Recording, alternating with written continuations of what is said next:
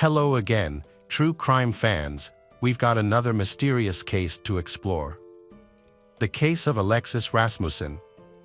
Alexis Rasmussen was born in 1995 and grew up in North Ogden, Utah, a small town known for its quiet and not far from Salt Lake City. She loved dancing, reading, and spending time with her family, especially with her brother, who was her best friend. They enjoyed watching movies and chatting together for hours. Alexis was cheerful, sociable, and always smiling. She wanted to be independent and earn her own money for personal expenses. Like many teens, she decided to work as a nanny to earn some extra cash.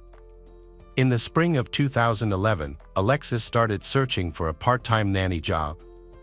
She learned of a couple nearby looking for childcare help. She applied and was hired immediately after the interview. The couple, DEA and Eric Millerberg, were 38 and 36 years old, respectively. They were seen as decent and educated, attending church every Sunday. DEA worked at the hospital, and they had 2 daughters. Alexis's meeting with them went well, and they quickly built a good rapport. She started working almost daily, caring for their children while they was at work. The eldest daughter, from DEA's previous marriage, was 5 years old, and the youngest was just 9 months old. Everyone was happy. Alexis had pocket money, which she spent as she wished and even managed to save some. Eric and DEA were finally able to go to work normally and spend time together, appreciating that their children were always supervised by a young nanny. Meanwhile, Alexis's parents were pleased that their daughter was earning her own money and showing a desire to work, rather than spending time at questionable parties. Many of her friends also worked as nannies or waitresses, so this was considered normal. This thing was ideal for everyone until a tragedy occurred. On September 10, 2011, as usual, Alexis went to babysit the Millerberg family's 2 children during the day. She was supposed to return home in the evening. However, at 11:30 p.m., she called her mother, Dawn, saying that Eric and DEA had not returned from their date yet, and she would have to stay late. She asked if she could stay the night to avoid having to go home after dark. Her parents agreed, they trusting the Millerbergs as a decent family and they think nothing bad will happen. This was the last call her mother received from her daughter. In fact, Alexis' relationship with the Millerberg family was complicated. When she met Day, she quickly fell under their negative influence. Despite their respectable appearance, but they had a troubled past. Both had been convicted for distributing illegal substances, and Eric had committed other crimes. At the time of these incidents, both were on probation for another offense, but neither Alexis nor her parents were aware of this, nor did they suspect she might be in danger at their house. The Millerbergs gradually got Alexis addicted to alcohol, starting with small amounts before hosting parties where alcohol was abundant. Later, they introduced her to weed. She quickly became dependent, and soon they began paying Alexis for her childcare work not with money but with weed. From the outside, no one noticed anything wrong with Alexis. She took very little and returned home late, so her parents were unaware of her new addictions and believed she was in good hands. Unfortunately, this was not the case. On September 11, 2011, Alexis' parents were waiting for their daughter to come home. However, after she informed them the previous day that she would stay at Millerberg's house overnight, she never returned home. Her parents tried calling her, but their calls went straight to voicemail.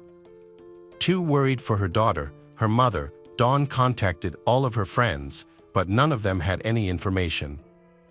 Dawn has also been in contact with the Millerberg family, who said that she had left their home that morning, and they never saw her again. Then, Dawn reported her disappearance to the police, who promptly began their investigation. Police have issued a missing persons notice for Alexis and questioned Eric and DEA, as they were the last known individuals to see Alexis. When the police arrived at the Millerberg home, Eric and DEA refused to let them inside, saying the house was untidy. They talked to the officers outside, stating that Alexis left their home around 11:30 a.m. to meet a friend, and afterward, the family went to bed and claimed to know nothing more about her whereabouts. During questioning, the officers noticed that DEA and Eric appeared to be under the influence of stimulants, which might have explained their erratic movements and overly cheerful speech. Their behavior seemed suspicious to the investigators, but without a search warrant, they were unable to inspect the house. This made them even more suspicious. The detectives speculated about whom Alexis might have planned to meet. They were aware of her boyfriend and considered that she might have gone to see him. The police came to see her boyfriend, and he said they had no plans to meet that morning. To verify this, he showed his phone and his messages with Alexis. Upon inspection, it was clear they had only exchanged brief messages shortly before she stopped communicating. The boyfriend claimed he had no idea where she could have gone or whom she was with. Detectives also spoke with Alexis' other friends and classmates, but nobody had seen her since she disappeared. It seemed like she had vanished. They all mentioned that she had no enemies. She was an ordinary teenager, with no ties to the criminal world. The possibility of her running away was dismissed because all her belongings, including money she had saved, were left at home. She had never run away before and wasn't seen as a troubled teenager. All the leads turned out to be useless. At that time, Alexis' parents were unaware of an app called Blink, which could have helped them locate she. Blink allows real-time tracking of the movements of loved ones and friends who choose to share their location. The app is designed to be secure and does not allow tracking of strangers, which prevents stalking. To track someone, you must send a request from your contact list, and they must accept it. The last time Alexis's phone worked was at Eric's house, which was the last known location of she. There was no evidence that she had left the house Millersburg that morning. Investigators started looking into Eric and DEA more closely and discovered that they had a history of distributing illegal substances, and Eric has a lot of criminal records. During the investigation, police learned that Alexis's friends knew about the true nature of the relationship between Alexis and the Millersburg family. Alexis, along with several other teenagers, including friends who had also disappeared, looked after their children. The teenagers were pleased with these working conditions because it gave them access to alcohol and substances. Multiple witnesses confirmed that DEA sold prescription drugs to Alexis, for which she received about $100. Detectives continue to question Eric and DEA, informing that they knew about illegal drug activities. Then, Eric and DEA admitted to giving drugs to teenagers, but denied any involvement in Alexis's disappearance.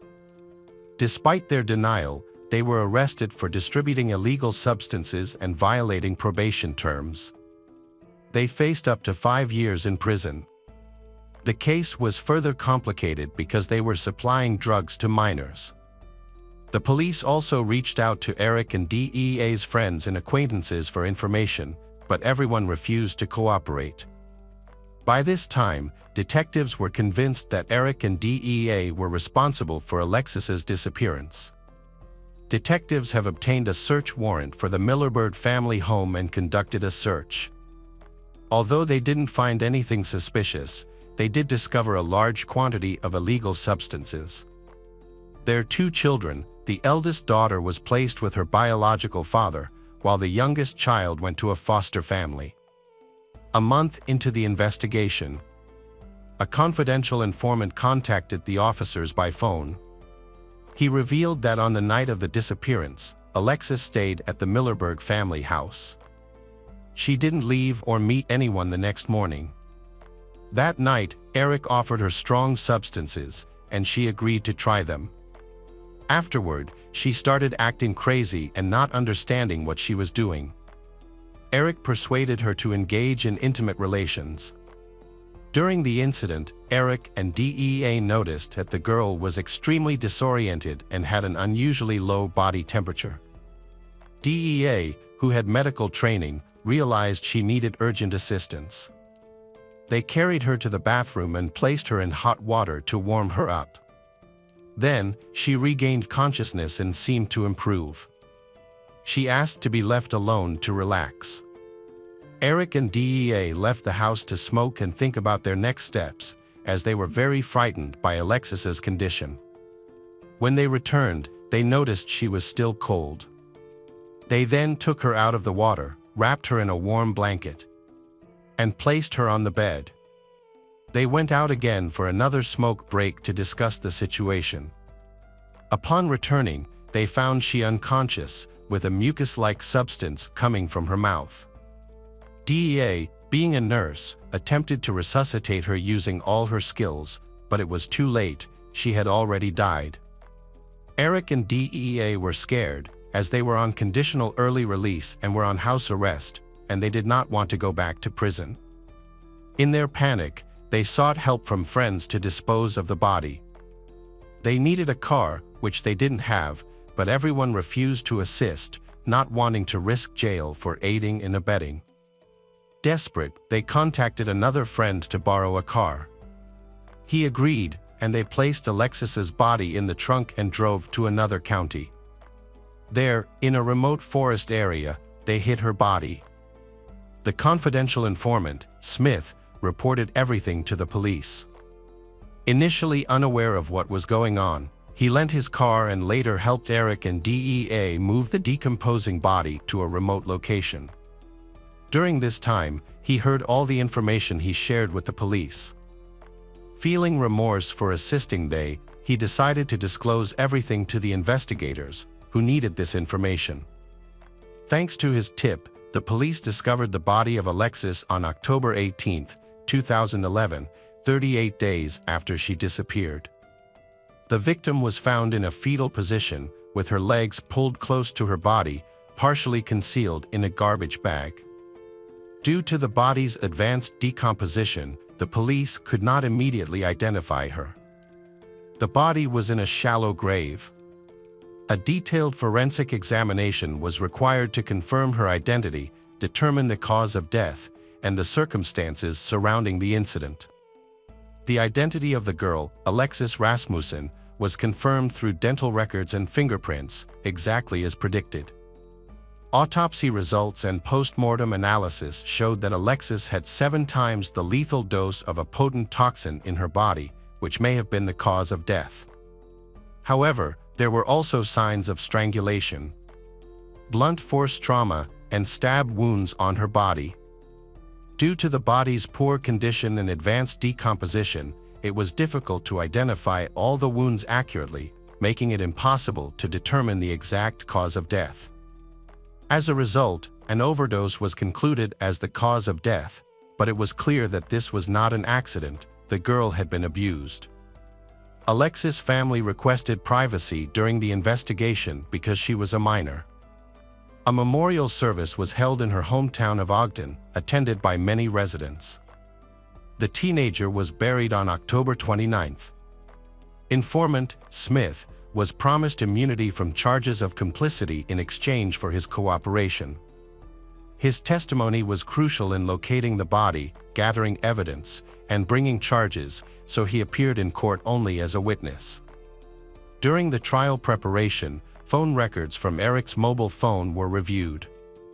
On the night Alexis disappeared, he called his friend several times, asking for help to dispose of something. CCTV footage was also examined, revealing that on September 10, 2011, between 10 and 11 p.m., DEA visited the Wall Prince Pharmacy to buy prescription drugs that induce an altered state of consciousness. Police conducted a detailed search of the Millerbird family home using luminol and found tiny blood stains. It was clear they had tried to hide what had happened by thoroughly cleaning. However, luminol can detect blood stains even after cleaning agents are used, which the criminals apparently did not know. A section of the old carpet had been cut out and discarded, leading the police to believe it had blood on it that couldn't be cleaned off. The police were puzzled about the presence of blood in the house since, according to Smith, there shouldn't have been any after an overdose. This suggested that something more violent had occurred and that Alexis likely suffered violence. Detectives then obtained a search warrant for Smith's car, which had been used to transport she. However, the car had already been sold to another district, delaying its seizure. When the car was finally located and examined, it was found that the old trunk upholstery had been removed and discarded, but microscopic blood traces remained underneath. All DNA samples collected were tested and confirmed to belong to Alexis. Smith told detectives that the incident might have been a deliberate murder. Eric and DEA may have sought to eliminate Alexis to prevent her from reporting them to the police for drug distribution and harassment. The police supported this theory, as there were indications of a premeditated crime. Initially, Eric faced charges of child abuse and drug distribution, while DEA was only charged with forging a prescription for medical drugs. After new evidence surfaced, Eric was additionally charged with first-degree murder, attempting to obstruct justice, and engaging in sexual activities with a minor. A forensic examination later revealed that Alexis' body was abused post-mortem, which constituted a criminal offense under state law. Eric and DEA was decided to be tried separately, and DEA's trial began in April 2012. She was accused of illegally obtaining a prescription for illegal substances and obstructing justice. In 2015, she was sentenced to 7 years in prison. However, by then, she had already served 3 years during the trial. She was to be sent to prison to complete her sentence. She was extremely outraged by the jury's decision. Then, she gave a heartfelt speech, expressing regret for what happened, but she did not admit guilt or involvement in Alexis' death, claiming her husband, Barrick, was responsible. She offered excuses and also expressed her deepest condolences to the Alexis family. The court deemed imprisonment appropriate for Eric and DEA's actions, distributing substances to minors, engaging in sexual intercourse, and intentionally drugging a teenager with illegal substances. Additionally, they attempted to hide the body and mislead the investigation. Notably, the body was buried twice because Eric thought the first location was not secure enough. This indicated careful planning of the crimes. DEA stated that after 3 years in prison, she realized her mistakes and wanted to reintegrate into society. She requested freedom, but no one believed her intentions were genuine. Her actions were seen as an effort to avoid more jail time, so the commission decided she should remain imprisoned. DEA was sent back to jail to serve the rest of her sentence. However, she soon became eligible for parole. While in prison, her relationship with Eric fell apart. They argued, and DEA filed for divorce, which was finalized. During his imprisonment, Eric changed the tattoo on his neck from DEA's name to Death, which was in English. This change led to disciplinary action against him. In July 2013, Eric Millerbird's trial began. By March 2014, he pleaded not guilty to all charges. He claimed that the night Alexis disappeared, she stayed with them to babysit. After returning from a date, they used substances together at her request. They all attempted to engage in sexual activity. Regarding the drug use, Eric asserted that Alexis used the substances voluntarily. During the trial, Eric's criminal history was revealed. Between 1997 and 2011, he faced multiple charges, including burglary, firearm offenses, and resisting arrest. During the trial, the front rows of the courtroom were filled with Alexis' friends and acquaintances, all visibly grieving. This hearing was particularly challenging for them as it revealed sensitive details about the life of the underage girl for the first time. Previously, her relatives were unaware that she was paid in substances by her employers for her work as a nanny. These adults had gotten her addicted. However, Eric showed no remorse for exploiting the girl. He remained jailed during the trial for providing illegal substances to minors and harassing them.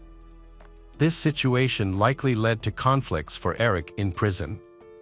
He was attacked by his cellmate, Simon Russell, who stabbed him around 30 times, focusing on his head and neck.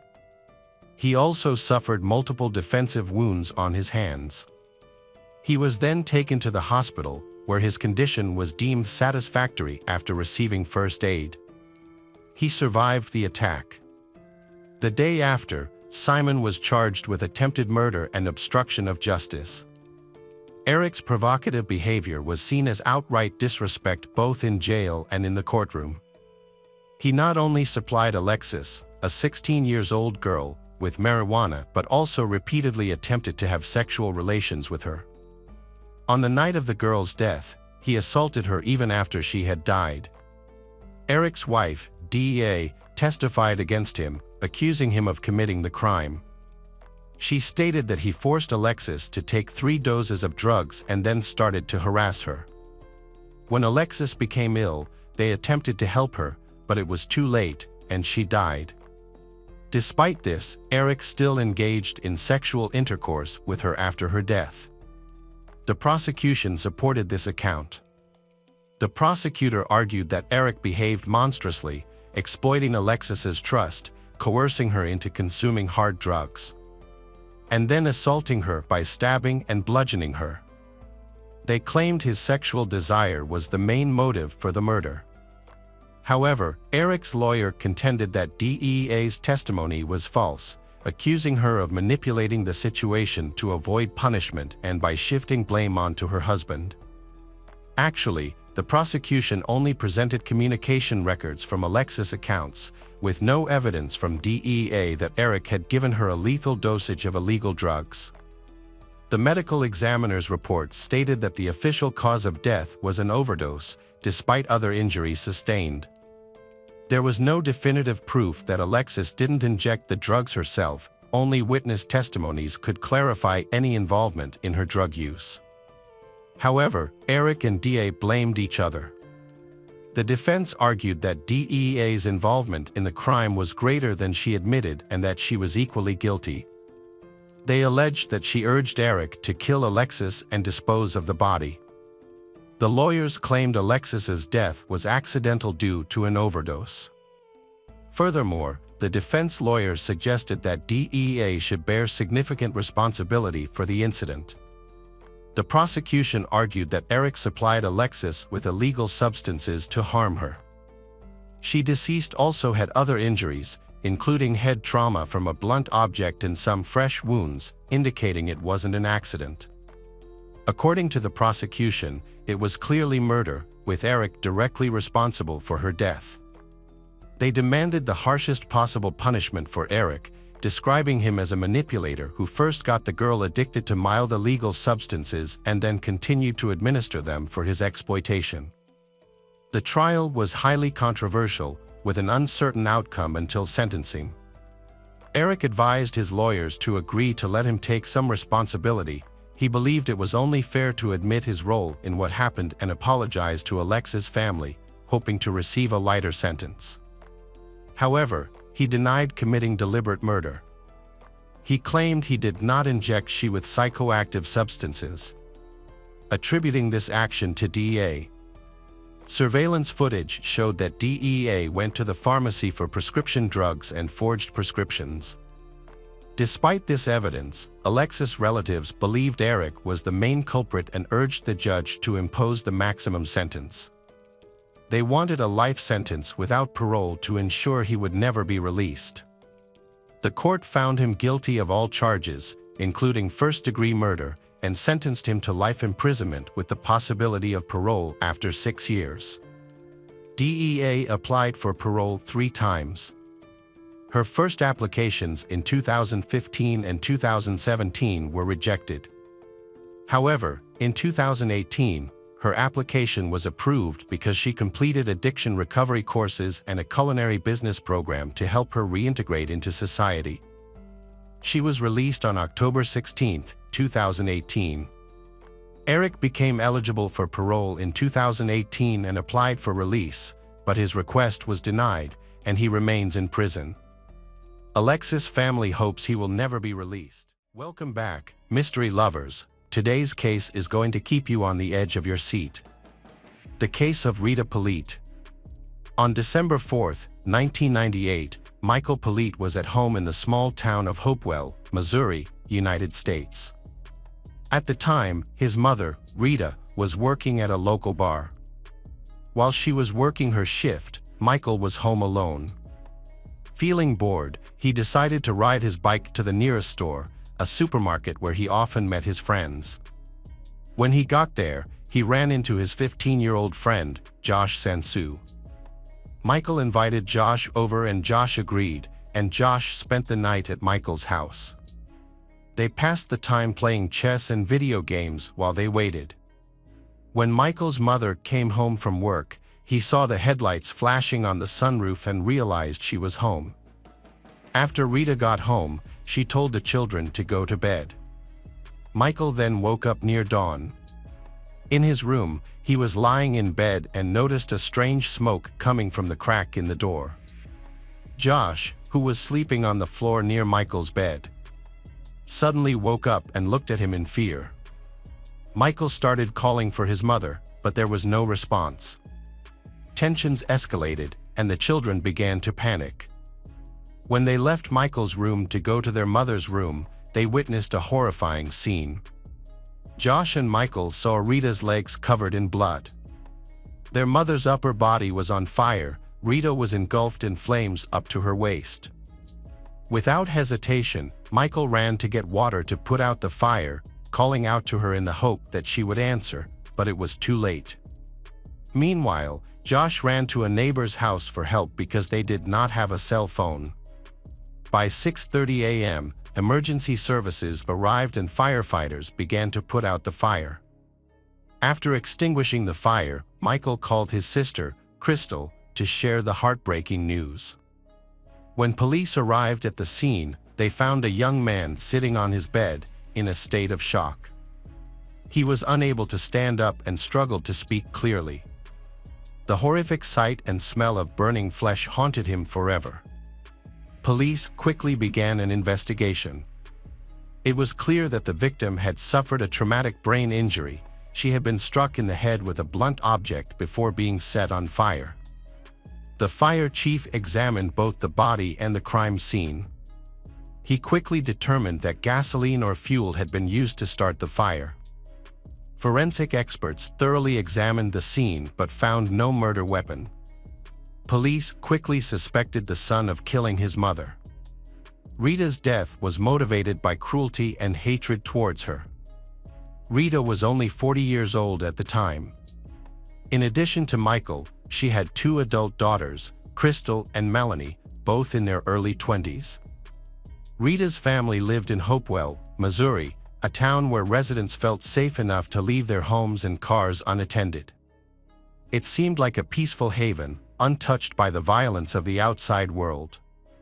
Sadly, even in such places, terrible crimes can still happen. The town had a friendly atmosphere and the crime rate was so low that most locals often left their doors open at night. Michael's mother, Rita, left the door open without considering the potential danger, which may explain why there was no forced entry. The police's attention was now focused on Rita's son, Michael. Michael's parents, Edward and Rita, met when they were young and eventually married. Their first children were twins named Crystal and Melanie. The girls had vivid memories of their father's cruelty. Although Rita loved Edward very much, he often cheated on her and eventually became abusive, both emotionally and physically. Unable to bear this treatment any longer, Rita decided to get the police involved. The children often witnessed their father's violent outbursts, which later led to behavioral problems, especially in Michael. About a year before the massacre, the family dynamics worsened significantly. During this time, Michael witnessed Edward physically attack Rita. He knocked her to the ground with several blows and began to strangle her. Michael and his sisters were terrified for their mother's life. Fortunately, the children managed to distract Edward, allowing Rita to escape from his grip. Following this incident, the family faced many challenges. In the summer of 1998, after over 20 years of marriage, Rita filed for divorce. Edward sought joint custody of their children, but the kids did not want to live with him. Rita chose not to escalate the situation. When filing for divorce, she cited her husband's infidelity but did not mention the years of abuse she endured. As a result, the court awarded shared custody, forcing the children to visit their father, whom they despised. Michael and Josh were taken to the sheriff's office. Although the teens were clearly not ready to talk, the police began an immediate investigation. On the way to the police station, the patrol car driver noticed Michael making strange comments and showing little emotion. Although the body had not been identified, Michael insisted that it was his mother, since there was no one else in the house. The police, ignoring the possibility that Michael might be in shock and not fully comprehending what he was saying, became increasingly suspicious of his involvement in the incident. At the police station, Michael underwent a voice stress test, which is also known as voice stress analysis. After the test, the officers informed him that he had failed, but this could be attributed to the trauma he experienced after witnessing his mother's death. Furthermore, voice stress tests are controversial and their results are often considered unreliable, usually not accepted as evidence in court. The police also took Michael's shoes, and specially trained dogs detected traces of flammable substances on them, suggesting they were used to ignite Rita's body after the murder. The Michael seemed to be attempting to hide his actions. Michael and Josh both claimed they had no idea what had happened. They were questioned without a lawyer present. According to the teenagers, they had been in Michael's room for some time, sleeping, and had not heard anything that had happened. Michael claimed that he had been in bed and had only come out when he smelled smoke. However, the police did not believe their testimony and the questioning became increasingly tense. Both boys remained in custody. Josh's mother went to the police station to support him as much as she could, while Michael's father chose not to support him and did not appear. On the second day, Josh made a statement on video camera in the presence of his mother and several police at once. He explained that he was not sure what had happened, but that he had woken up in the middle of the night just before the fire and found his friend Michael missing. He also admitted that he was fed up with the situation. The police took this as a contradiction to Michael's statement, which meant that Michael was lying.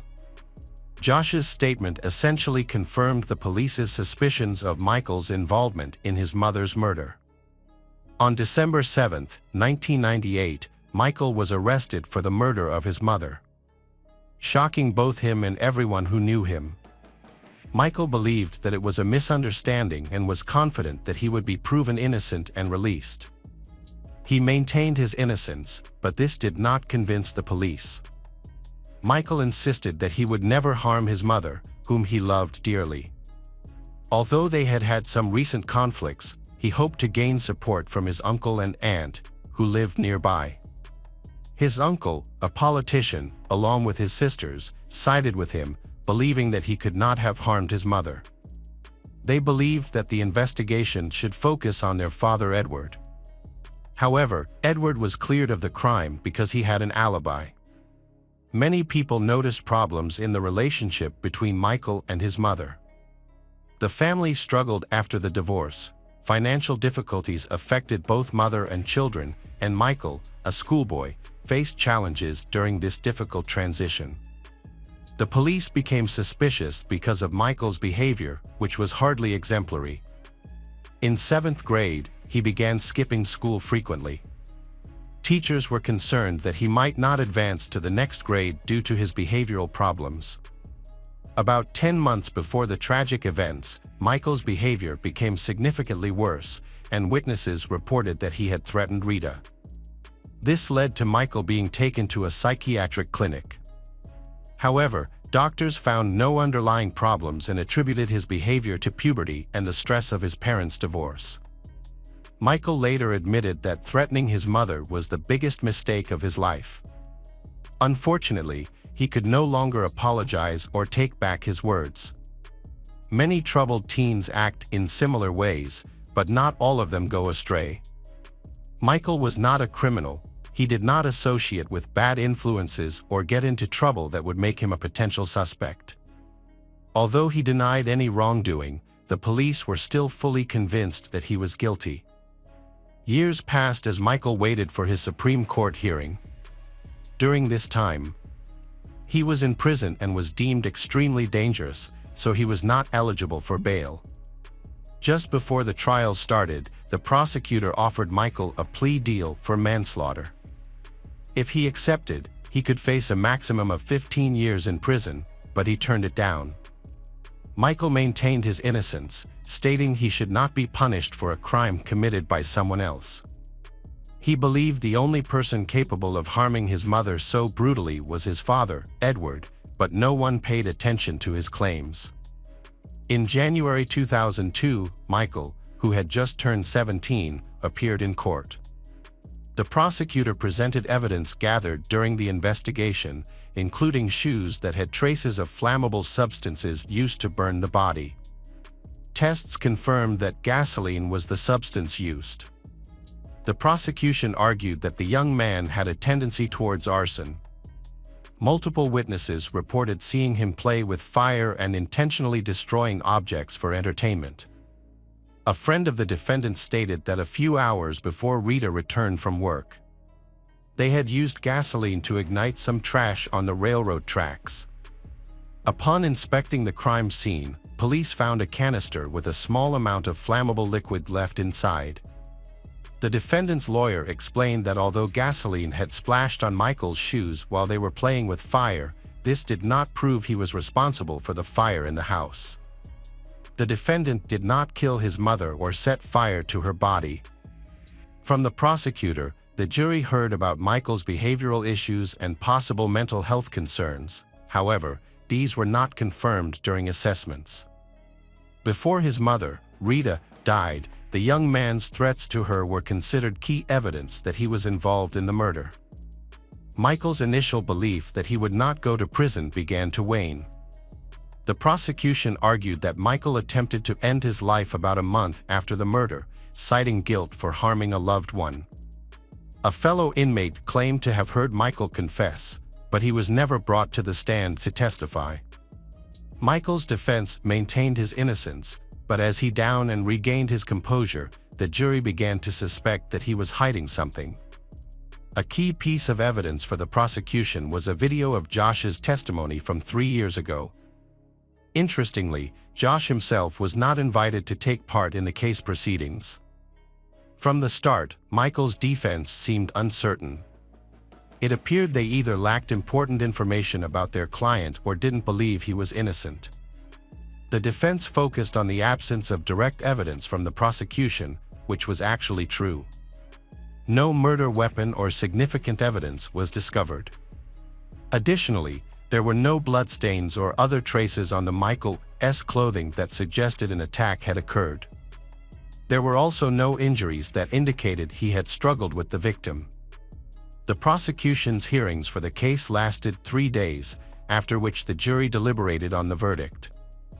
Initially, they struggled to reach a decision because the case was highly controversial. Eventually, they agreed that Michael was guilty of second-degree murder. Since he refused to cooperate with the prosecution, he received the maximum sentence of life imprisonment. Michael was stunned by the verdict. He accused the court of wrongful conviction and viewed himself as a victim, but he was sent to prison in Missouri regardless. No one paid attention to his claims anymore. This high-profile case drew the interest of several human rights activists who believed in Michael's innocence. However, over time, their interest in the case waned. The state correctional system is known for its extreme cruelty. From the moment he was imprisoned, Michael encountered the harsh realities of local prisons, which are among the most dangerous in the United States. On his very first day, he had a fight with his cellmate, Rome, and was sexually assaulted by prison staff. He realized that to survive in this environment, he had to adapt quickly, otherwise, he might not make it to his appeal hearing. Desperate to live freely again, he was determined to navigate this difficult phase of his life. He maintained that his conviction was due to a mistake. Despite feeling out of place in prison, Michael chose to alter his behavior by becoming more aggressive and getting multiple tattoos, as this was viewed positively by other inmates. This was his way of protecting himself. He repeatedly reached out to his father for help, but Edward did not support him. After 10 years of imprisonment, Michael's situation began to improve. During this time, he contacted the human rights organization Innocence, which advocates for the rights of those wrongfully convicted. The young man's case quickly drew the interest of several lawyers who thoroughly reviewed the case materials. They identified clear flaws in the investigation and the prosecutor's office.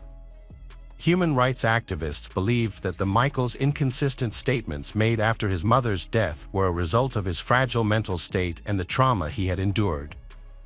Furthermore, it was evident that he was still a minor at that time. Given that his mother's skull was severely damaged, it was unlikely that a 14-year-old boy had the physical capability to cause such an injury to an adult. It was also suspicious that Michael's friend Josh didn't hear any sounds of a fight, suggesting that it likely never happened. Rita lost consciousness after just one blow from someone much larger and older than a 14-year-old boy. Furthermore, the fire chief's belief that the body was burned with gasoline was questionable. By the time emergency services arrived, the fire had already been put out, and any fuel had been consumed. The prosecutor's case relied solely on the dog's reactions, which indicated the presence of something that could start a fire. However, it's clear that the dogs couldn't accurately identify what they detected. The defense attorneys sought to challenge the key piece of evidence against the teenager: traces of gasoline found on his shoes. They argued that the testing method used to examine the soles was based on chemical reagents, which they believed was not reliable enough. They claimed this method could misidentify traces of gasoline as coming from certain polymers used in shoe production. Eventually, even the state crime lab supported this argument, noting that solvents and adhesives used in Michael's sneakers had chemical compositions very similar to gasoline. However, this information was not commonly known in the 1990s. Additionally, there was a video recording of Josh's statements. He had multiple conversations with police officers both before and after his friend's conviction. He mentioned that when he was 15, he endured lengthy interrogations by police, which were very tiring. Josh clarified that waking up in the middle of the night did not necessarily mean that Michael was harming Rita at that time. It was possible that his friend simply went to the bathroom. Ultimately, Josh expressed uncertainty about whether he could have seen an empty bed in the dark, suggesting that Michael might have been lying underneath it. Josh initially maintained Michael's innocence. However, the police created a misleading story using conversations taken out of context. Recordings from the interrogation revealed that Josh believed Michael was guilty. Josh later recanted his initial statement, revealing that police had threatened him into a plea deal to avoid being incarcerated with Michael. As a result, Josh did not testify at trial. Instead, the prosecution presented a video and audio recording of his testimony that showed potential involvement, without bringing Josh to trial. Michael's attorneys argued that this was because Josh could have contradicted key evidence that the prosecution relied on. Had the defense attorney had the opportunity to speak to Josh, the outcome may have been different.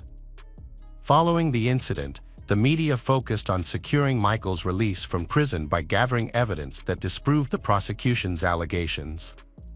Many people close to Rita believed that Michael's father, Edward, was the real killer. Edward had a strong motive for the crime.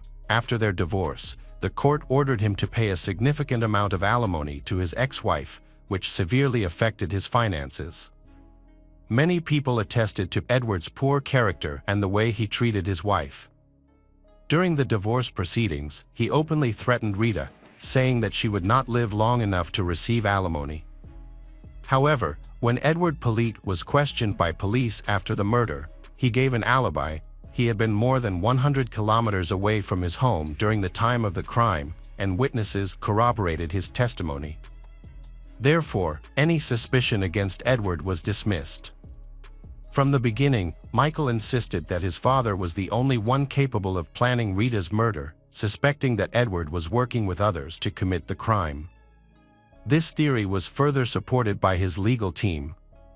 Attention turned to Edward's brother Johnny. Interviews were conducted with neighbors and Johnny's wife, who testified that he returned home around 6 a.m. on the day of the murder and then disappeared overnight without giving a clear reason for his absence. Neighbors also reported seeing his pickup truck near the Rita's home late that night. During the investigation, police discovered a crowbar among Johnny's belongings, which appeared to be the instrument used to inflict the fatal injuries on Rita.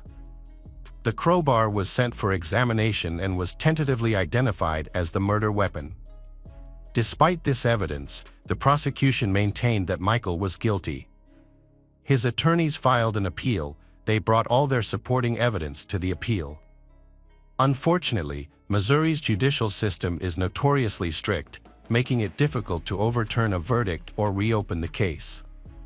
From the start, the court imposed obstacles on Michael's legal team, leading to the dismissal of their appeal. As the legal battle continued, it seemed that Michael's lawyers were in trouble.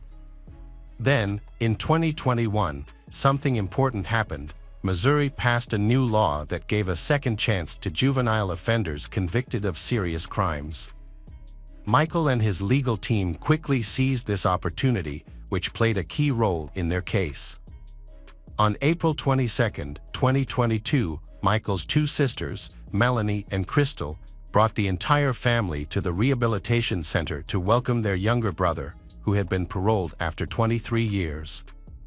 At age 38, as he walked out of prison, Michael looked up at the sky and expressed gratitude to his mother, recognizing her unwavering support for keeping him hopeful during his difficult years in prison. After his release, Michael wanted to ride a bike, a favorite hobby from his life before prison. He moved in with his sister because he had nowhere else to go and hoped to forget the decades he spent surrounded by criminals. To help with this, he started removing the tattoos that reminded him of his time in prison. Eventually, he found work as a carpenter and reconnected with his old friend Josh, who sincerely apologized for his part in what happened. Michael understood and assured Josh that he held no grudge against him. Josh expressed regret for not sleeping on the sofa that night. He believed that if the attacker had come in through the front door and seen Josh on the sofa, things might have turned out differently. Despite the new law allowing for conditional early release, the prosecutor could still initiate a new trial at any time for those who had been released. However, Michael recognized that there were significant gaps in the police evidence against him. The case against him relied solely on circumstantial evidence, which could be challenged. These accusations had a serious impact on his reputation, but he remained hopeful that the court would reconsider the case, especially since the real killer was still at large. The lawyers proceeded with caution to avoid harming Michael or provoking Missouri's justice system. Eventually, the local sheriff acknowledged the need to reopen the investigation into Michael's mother's murder. This renewed focus required police to re-examine a large amount of evidence that had been neglected for over 20 years. One key piece of evidence, the Rita's car, was also available for analysis. The prosecutor's office collaborated with the defense team, marking a significant turning point for Michael. He had been imprisoned for a murder he did not commit since he was just 14 years old. After spending 23 years behind bars, which represented most of his life, he longed to return to a normal life and felt he was finally on that path. However, he still needed to clear his name completely. Additionally, Michael was determined to find his mother's real killer, convinced that his father was responsible for setting him up. This betrayal had devastated his life while his father continued to live freely. The investigation into the crime was still active, and despite the obstacles presented by the local justice system, many law enforcement officials, including the prosecutor, supported Michael. With their backing, he felt confident that the true criminal would eventually be brought to justice. The investigation is ongoing, and there are indications of progress. However, even if justice is served, it won't bring back the lost decades for Michael. Hello friends, welcome to our channel. Today we're going to take a look at another horrible case with you. The case of Lisa Valdez. Lisa Valdez was born on September 6, 1961, in San Francisco, California. She has an older brother and a loving mother. Although her father was absent from their lives, but Lisa and her mother shared an exceptionally close bond, rarely arguing. Those who knew them admired the harmony in their relationship. During her teenage years, Lisa developed a passion for dancing. She also became interested in IT, which was a relatively new field at the time. Notably, she was an early user of email, using it before many of her friends knew of its existence. This interest significantly influenced her future career path. Following college, Lisa got a job as a software analyst in San Francisco. Her mother later used her savings to purchase a small studio apartment for Lisa in a prestigious neighborhood, which offered a stunning city view. Living alone, Lisa advanced in her career, prioritized family time, and continued dancing, attending weekly practice sessions with her best friend. On May 16, 1998, Lisa, who was 36 at the time, hosted an evening gathering with her mother and some family friends. After the guests departed, her mother helped with the dishes and then headed home. Before leaving, Lisa promised to call her mother the next day, but the call never came. Initially, Lisa's mother thought she was simply busy, especially since she had dance practice scheduled for that day. However, as the day progressed without any communication from Lisa, her mother began to worry. The following day, Lisa's mother tried calling her, but there was no answer. She continued attempting to reach Lisa, but her calls went unanswered. On Monday, the fourth day since they last spoke, Lisa's colleagues contacted her mother to express their concern that Lisa had not shown up for work and was not responding to their calls. This was highly unusual, as Lisa was known for her reliability and always notified her workplace if she needed to take a day off. Lisa's mother grew increasingly concerned, so she decided to visit apartment complex to check on her. When she arrived, she witnessed a disturbing scene. The building was surrounded by police tape and there were a lot of police officers. She asked the police what was going on, and they told her that earlier that day, some residents had reported a strange smell coming from one of the apartments. The building manager checked and found an unlocked door, then went inside and found a body on the floor, and they called the police. The police then were promptly called to the scene. Police officers quickly identified the victim as Lisa. Her body showed clear signs of trauma and decomposition, indicating she had been murdered several days prior. The presence of blood stains on the floor and bed, along with her partially undressed state and underwear found next to her body, suggested she had been being attacked and sexually abused. The room was in disarray, but further investigation revealed that this was typical of Lisa's living habits. The TV was on, and the air conditioner was set to 78 degrees. No signs of robbery were present, with valuables and jewelry left untouched. However, Lisa's keys and a gym bag were missing. A peculiar detail was the removal of some of Lisa's hair by the attacker, hinting at strong personal motives. The numerous injuries on her body further supported this theory. The detective suspected that the killer might have had a prior relationship with Lisa and cherish a deep-seated hatred for her, given the lack of forced entry and the secure nature of the fenced apartment complex. Additionally, the apartment complex was secured with a fence, and access required either a key or to be let in by a resident. The police began interviewing residents in the apartment building, searching for someone who might have seen the attacker. They quickly found a lead when one of Lisa's neighbors reported that 2 days earlier, upon returning from vacation, he noticed damage to the metal frame of his front door and a faint blood stain. although he had informed the manager, but they decided not to report it to the police, as it appeared his apartment had not been broken into. Detectives believed the same person who killed Lisa was responsible for the damage to the neighbor's door. However, the motives behind these actions were unclear. One theory was that the killer tried to break into the neighbor's apartment, was caught by Lisa, and subsequently murdered her. Another theory suggested the attempted break-in might have occurred after Lisa's murder, which seemed unusual. Detectives speak with the housekeeper who cleaned Lisa's apartment weekly. 2 days before Lisa's body was found, the housekeeper attempted to enter the apartment, but found the door blocked from the inside.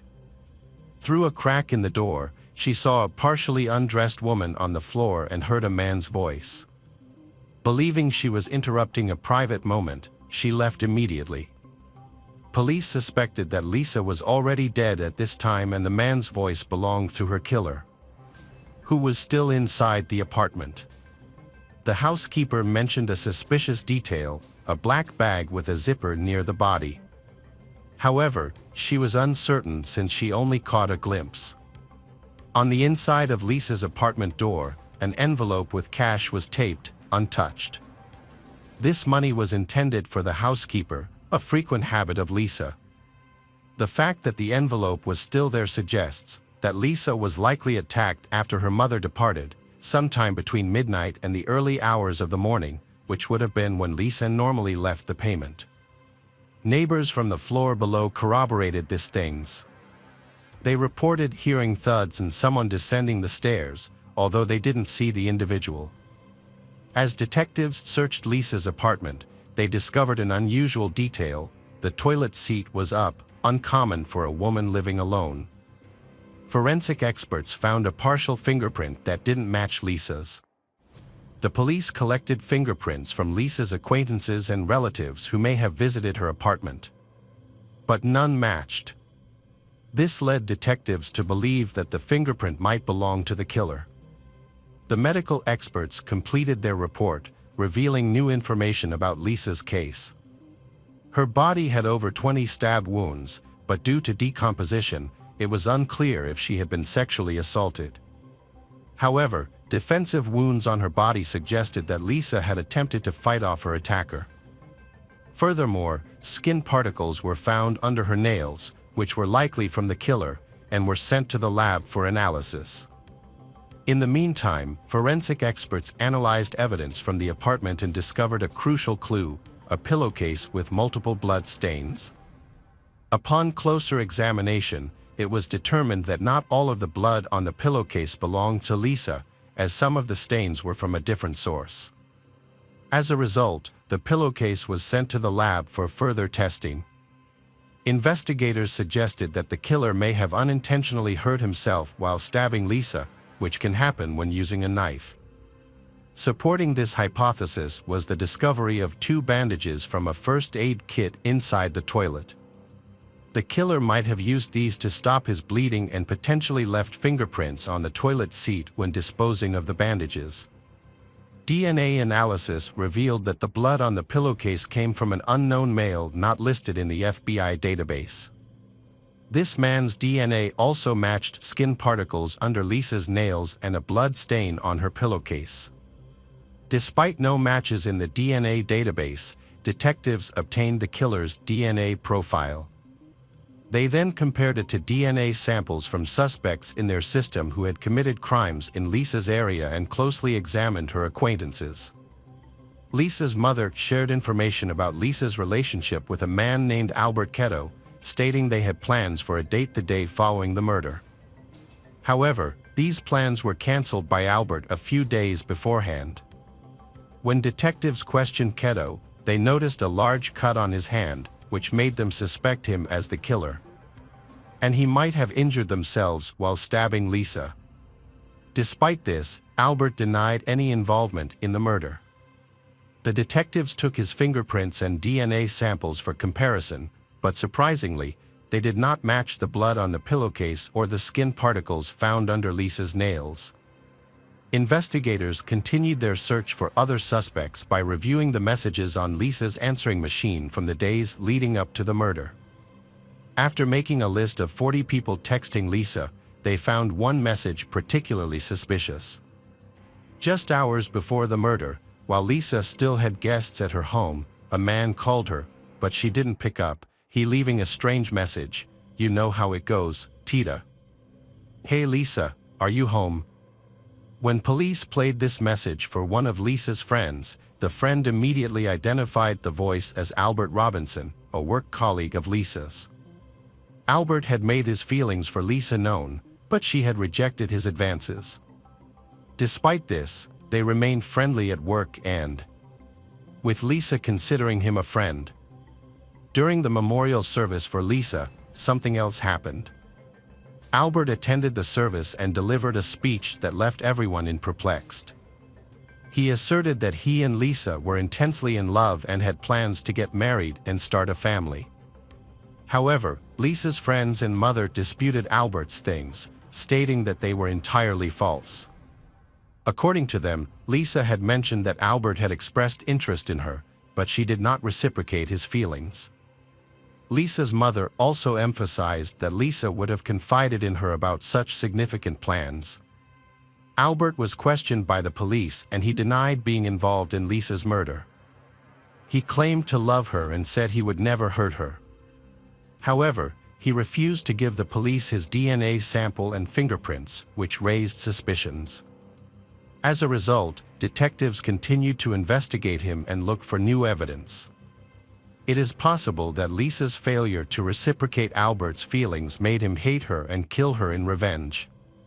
The violent nature of the murder suggested that it was personal, and the fact that the killer cut off some of Lisa's hair and took it with him could be related to Albert's fixation on her. Detectives got a search warrant for Albert's house and found it filled with dozens of Lisa's photos, further evidence of his obsession. Despite this, he continued to deny any involvement in the murder. He voluntarily provided his fingerprints and DNA, which were sent to the lab for analysis. However, the lab results showed no match with the DNA and fingerprints found at the crime scene. As a result, he was cleared as a suspect, and the investigation continued. Years went by with no new leads, and the case remained unsolved. Investigators regularly checked DNA and fingerprint databases, hoping the killer would be caught for another crime, but there were no matches.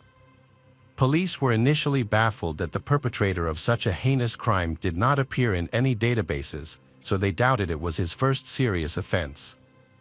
Despite ongoing searches over the years, the police couldn't find any matches. Lisa's mother made multiple television appearances, pleading for anyone with information to come forward, yet detectives remained without new leads.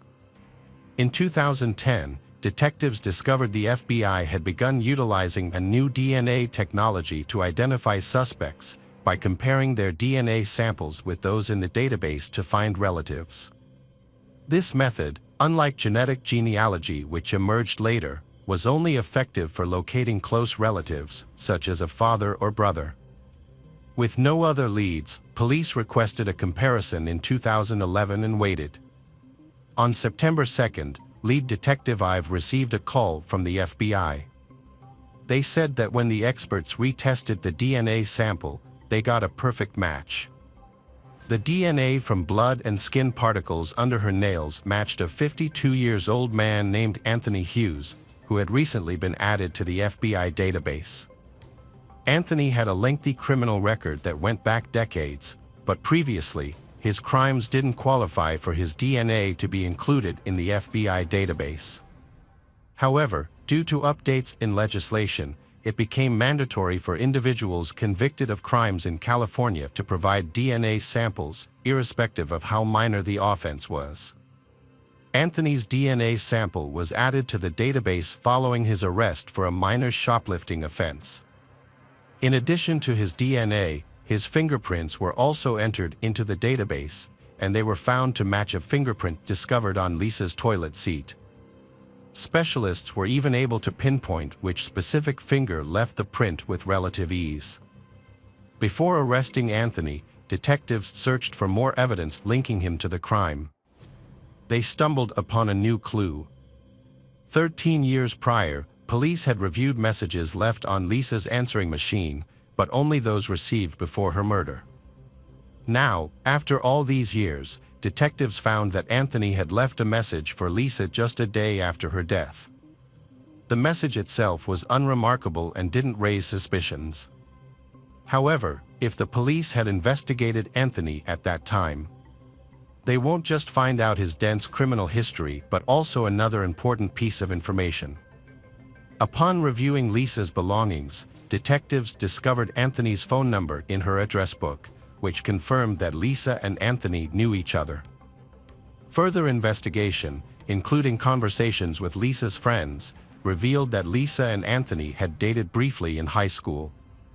With this new information, detectives felt they had sufficient grounds to question Anthony.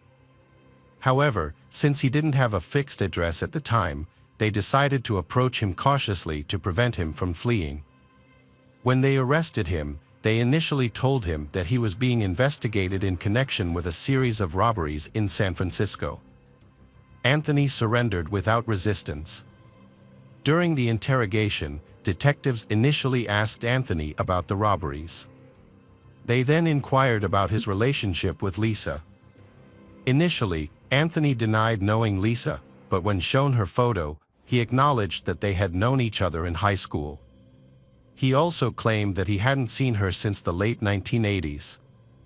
Detectives spent several hours questioning Anthony about his relationship with Lisa and whether he had seen her recently. When investigators confronted Anthony about the DNA evidence found in Lisa's apartment from 1998, his response was unexpected. He burst into tears and requested a pen and paper, seemingly prepared to confess. However, instead of writing a confession, he began hitting himself with the pen. Authorities had to restrain him as he continued crying and shouting, claiming he was being framed for a crime he didn't commit. Following this, Anthony was charged with Lisa's murder, and her family was informed that her killer had finally been caught. The trial was delayed by 4 years.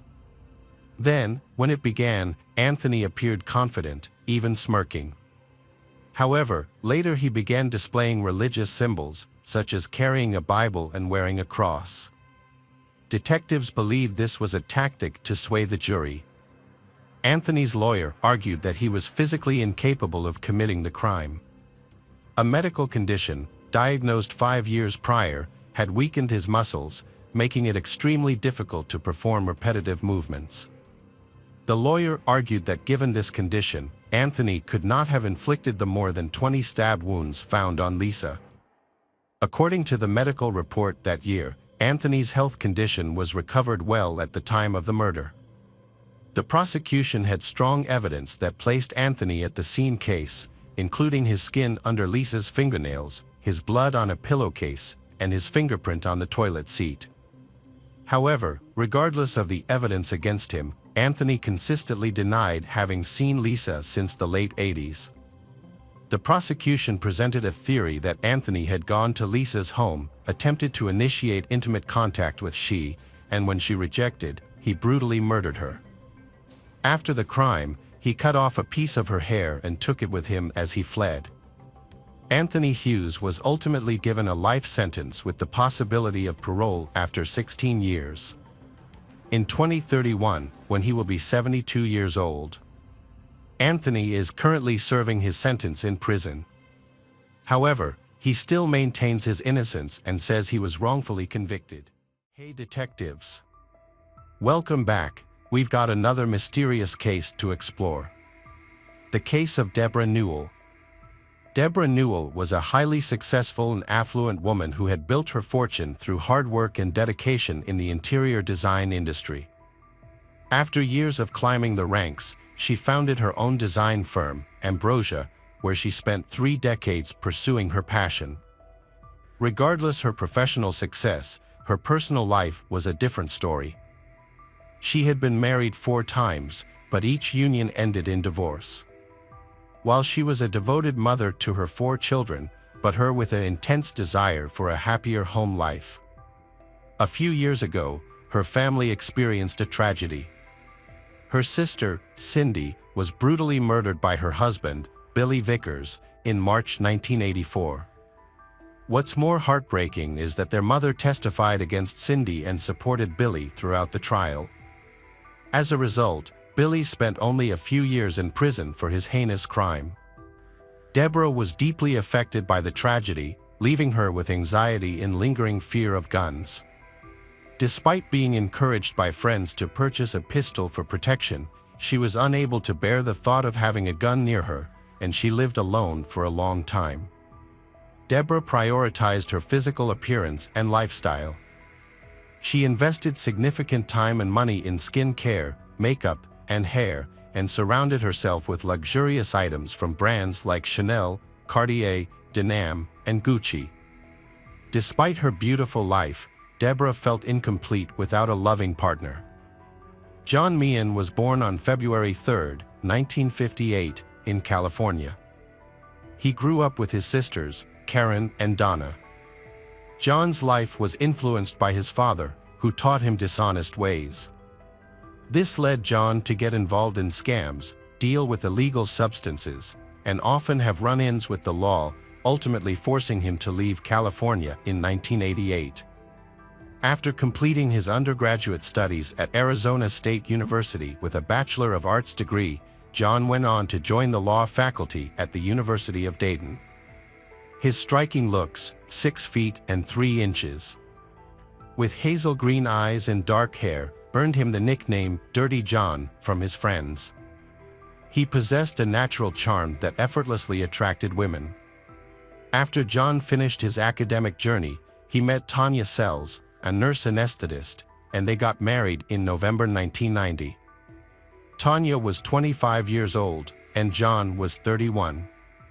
However, their relationship was built on lies, and John kept his family away from Tanya, telling her they were bad people. Tanya supported John's education as an anesthesiologist while attending medical school in Tennessee. She also helped him get his license to practice anesthesiology. The couple had 2 children, but their marriage began to fall apart over time. Tanya eventually discovered the truth about John's past from his mother and sisters. She also found out that John had been stealing pills from his patients and was addicted to them, which explained his cause of his short temper. Tanya immediately reported John to the police. After an investigation, John admitted his wrongdoing, but instead of surrendering, he left the state and went into hiding at a hotel in Michigan. However, the police found John easily and discovered him unconscious in his hotel room, surrounded by empty pill containers. An ambulance was called, but on the way to the hospital, John woke up, grabbed a medication, and jumped out of the ambulance. He was caught again and eventually sentenced to 6 years in prison in Michigan for resisting arrest and possessing illegal drugs. John spent just 17 months in prison. Then, his sentence was reduced and he was released in 2004. During this time, he met Deborah through online dating. John, then 55, and Deborah, then 59, had both decided to give online dating a try. Deborah was immediately drawn to John's profile, which pretended he was a divorced doctor and a Christian looking for love. Despite having a string of unsuccessful dates, Deborah was delighted to meet John in person. He showed genuine interest in her life and accomplishments, which made her feel appreciated. This was a refreshing change for Deborah, who had been disappointed by her previous dating experiences. John and Deborah's first date took place at a restaurant in Irvine, California, in October 2014. John's aim was to make a great impression on Deborah, which he achieved by sharing false stories about his past. He told her that he had worked with Doctors Without Borders in Iraq, had 2 children, and owned multiple properties. Deborah was captivated by the image of a selfless doctor who had dedicated his life to helping others. John treated Deborah with kindness and respect, making her feel like a queen. This was exactly what Deborah had been longing for, genuine affection. John's charming words left Deborah smitten, and she invited him to her penthouse after dinner. However, John crossed the line this time. After a few kisses, he tried to get intimate with Deborah, but she didn't feel comfortable, so she asked him to leave. The next morning, John apologized profusely, attributing his behavior to too much alcohol and an inability to control his emotions. This admission won back Deborah's trust, and their relationship continued to blossom. As their love progresses, Deborah and John spent more time together. On their third date, he expressed his love for Deborah and proposed to her. She was thrilled with their connection and chose to overlook some red flags. One notable instance was when John wore worn and somewhat unclean medical scrubs to a charity event hosted by Deborah, claiming he hadn't had time to change. Despite this, Deborah proudly introduced him to her friends as her doctor, and they took photos together. Their connection deepened, and they eventually decided to move in together. Deborah's daughter Jason lived with her in the penthouse. Jason was unhappy with the men her mother was dating, and in particular, she had concerns about John. Jason found it unusual that her mother, who had impeccable taste and favored designer brands like Gucci, was in a relationship with someone who wore dirty, unkempt clothing. Jason noticed him showing curiosity about the artwork in her mother's apartment, almost as if he was determining its value. After only meeting for 5 weeks, John convinced Deborah that they should live separately, and they rented a house on Balboa Island's waterfront for $6,500 per month. Deborah paid $80,000 up front to cover several months of rent. However, John opted not to put his name on the lease, citing tax complications as the reason. Deborah was deeply smitten with John and took care of all the expenses, covering everything herself. Unbeknownst to her children, she couldn't understand why they didn't approve of he. John shows Deborah concern for her by making her coffee every morning, helping her with shopping, and generally making her life simpler. Deborah believed that she had finally found her ideal partner and was hopeful that her children would accept him. She envisioned a future where they all came together as a harmonious family. Then, Deborah intended to introduce John to her younger daughter, Tara, who was known for being more laid-back and easygoing compared to Jason.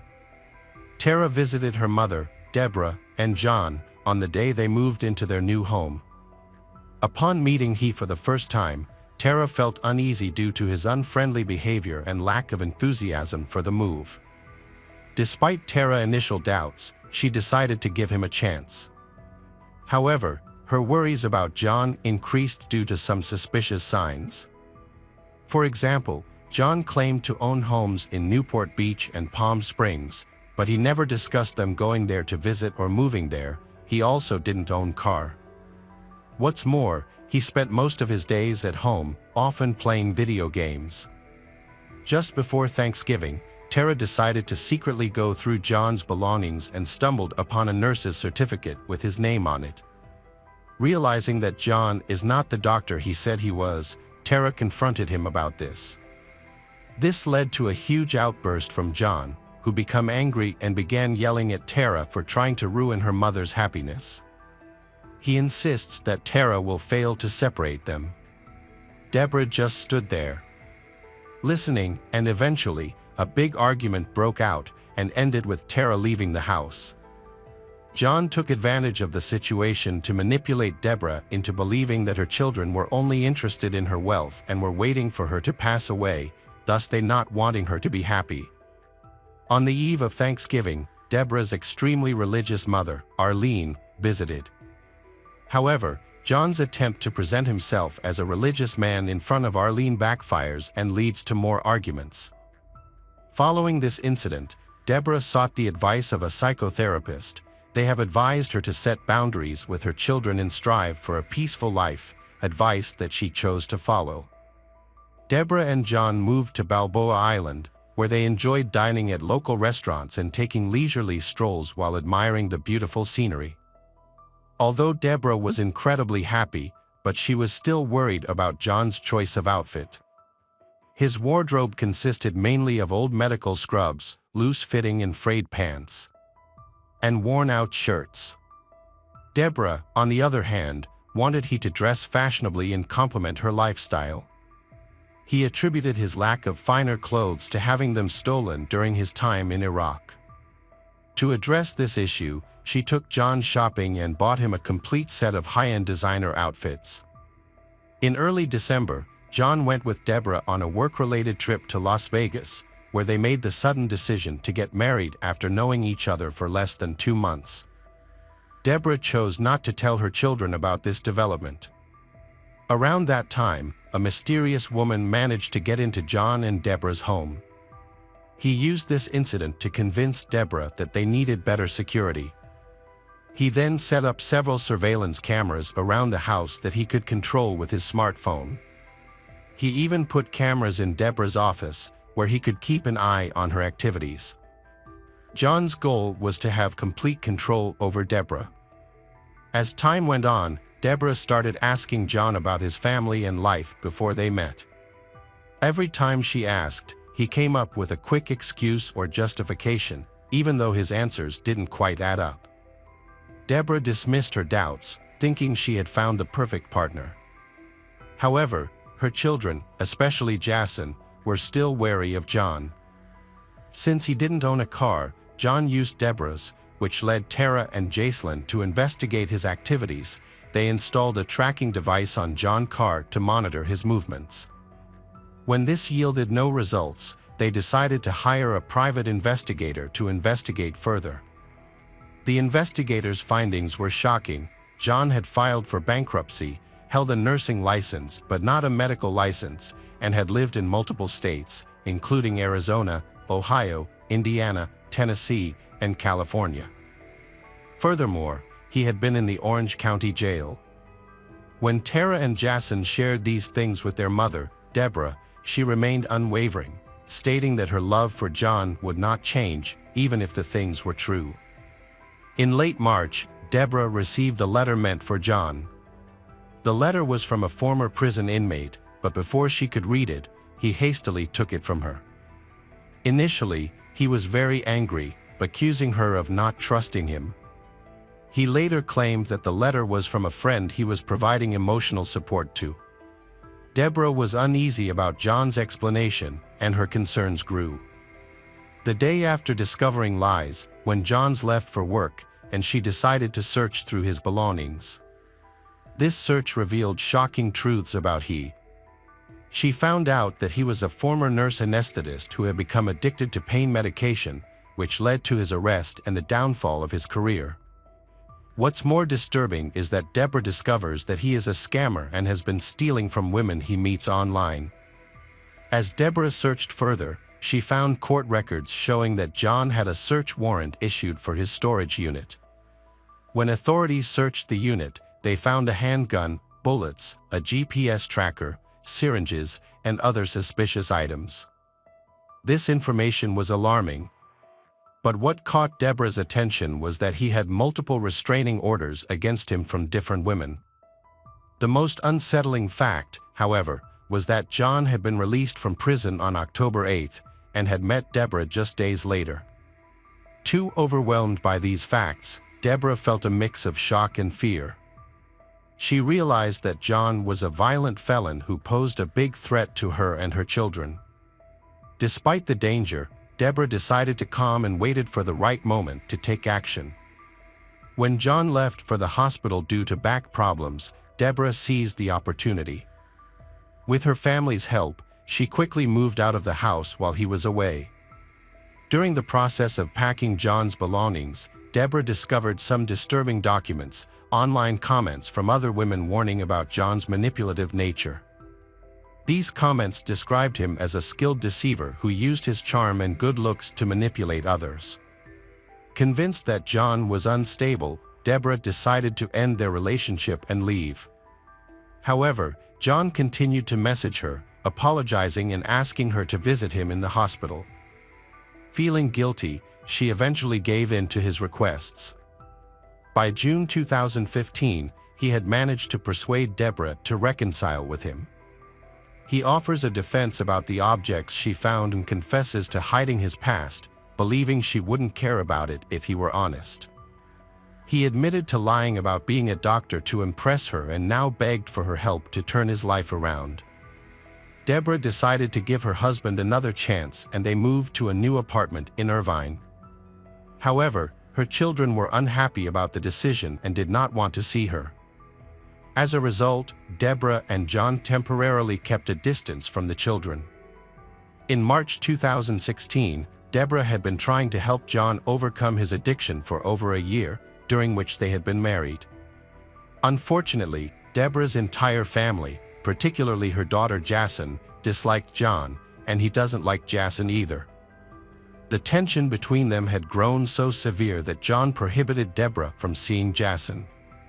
To make matters worse, John contacted Jason's real estate school, slandering her in front of the teachers. He also sent Jason threatening and vulgar messages, telling her that her mother didn't want anything to do with her. Although he appears to be recovering from rehab, the more cruel and aggressive he became. By April 2016, Deborah finally reached the limit of her tolerance.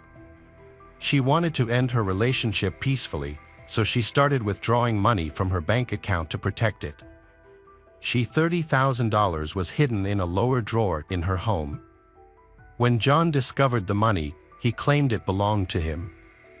And his behavior became increasingly aggressive as he had to accept the fact that their marriage would end in divorce. Realizing she needed to escape, Deborah took some personal items and moved to her friend Jacqueline's apartment in Irvine, which had a secure complex with multiple surveillance cameras. She attempted to obtain a restraining order but was denied by an Orange County judge. John lived in another state and was doing no harm, so all she could do was end the relationship and try to move on. After they separated, John moved to one of Deborah's house in Nevada. Despite her ignoring his calls, he persisted in contacting her. On June 11, 2016, John made another move, aimed at getting Deborah's attention. That day, Deborah drove her Jaguar to work and parked it in the office parking lot. During her work hours, the car was stolen. It was later found about a block and a half away, drenched in gasoline. The car had not been set on fire, it sustained minor damage. Security footage clearly identified John as the perpetrator of the theft. On the evening of August 20, 2016, Tara returned home from work and parked her car in the lot. As she stepped out of the vehicle, she was suddenly confronted by John, who approached her with a knife. He attempted to drag her back into the car, but Tara resisted and screamed for help. In the ensuing struggle, John tried to cover her mouth, but she managed to bite him. Tara, wearing heavy boots, used her leverage to kick John and knock the knife out of his hand. Seizing the opportunity, she picked up the knife and stabbed John multiple times, inflicting a total of 13 wounds. Her final strike was particularly severe, as it pierced his eye. A neighbor witnessed the struggle and rushed to Tara's aid, providing her with a towel to treat her injuries and calling the police. Despite his severe injuries, John was still alive when the paramedics arrived. A search of his car revealed evidence of his sinister intentions, including duct tape, cable ties, kitchen knives, and a passport, suggesting that he had planned to abduct Tara and escape the city with her as a hostage. John was hospitalized for 4 days to receive critical care, but unfortunately, his injuries were fatal, and he passed away at the age of 57. After his death, his body was cremated, and a memorial service was not held. Deborah and her children were severely affected by this. It took a while for Deborah to readjust to her normal life, but the memory still haunts her. She struggles with feelings of guilt for introducing a criminal into her family's life. As a result, Deborah has become extremely vigilant about her safety, carrying a stun gun and pepper spray with her at all times. She has vowed never to meet anyone online again. Hi everyone, thanks for returning. Let's unravel another perplexing mystery. The case of Jason Corbett.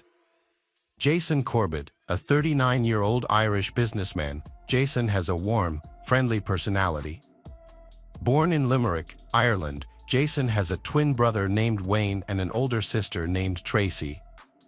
He married Margaret Fitzpatrick in 2003 when he was 27. They later welcomed 2 children, a son named Jack and a daughter named Sarah, whom they loved dearly. Jason's family seemed to be living a happy life in Ireland, but this happiness was short-lived. Tragedy struck in 2006, shortly after Sarah was born. Margaret suffered a severe asthma attack one night, waking Jason up because she was having trouble breathing. Jason immediately tried to help her by giving her medication and using her inhaler, but her condition quickly worsened. In a panic, Jason called an ambulance, but unfortunately, Margaret died on the way to the hospital. Jason Corbett was the director of a small packaging company in Ireland when he lost his wife, leaving him to raise his 2-year-old son and 3-month-old daughter alone. His friends witnessed his deep sadness and struggled to cope with the loss. A year after his wife's death, Jason was looking for a nanny and housekeeper to care for his children. This led him to Molly Martins, a 25-year-old American woman.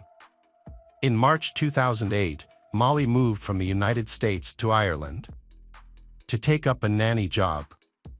A friend of Jason's accompanied him to the airport to pick Molly up. The friend immediately became concerned that Molly might not be suitable for the job. Molly's youthful appearance, flashy style, and heavy makeup aroused suspicion. With her bright jacket, cowboy boots, curly hair, and heavy makeup, Molly looks more like a stage performer than a responsible nanny and maid. Molly was born and raised in Knoxville, Tennessee. After attending Clemson University for a while, she dropped out and decided to start a new life in Ireland. There, she worked as a nanny for Jason's family, taking care of his 2 children, Jack and Sarah. Molly immediately took to the children, showing them care and concern.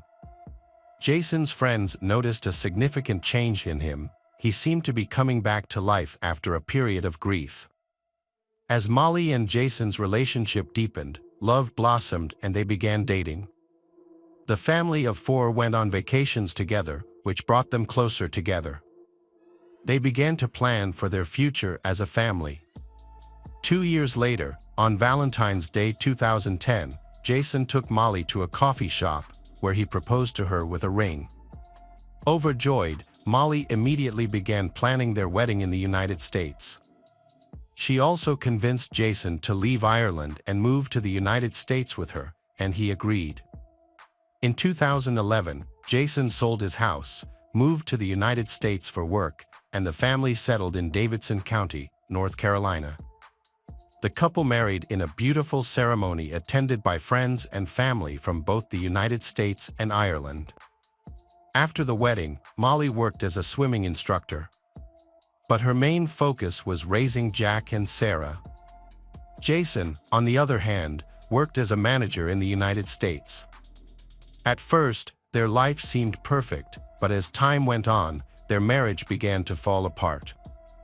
On August 1, 2015, Molly's parents, Tom and Sharon Martins, visited Jason's family home, where he greeted them at the entrance and helped them with their luggage. Tom had brought a gift for Jason's son, Jack, a baseball bat, but Jack was out with friends at the time. Instead, Jason, Molly, her parents, and Sarah had dinner together, eating pizza. Jack returned home late that night, but Tom decided to wait until the next morning to give him the baseball bat. After 11 p.m., the family went to bed.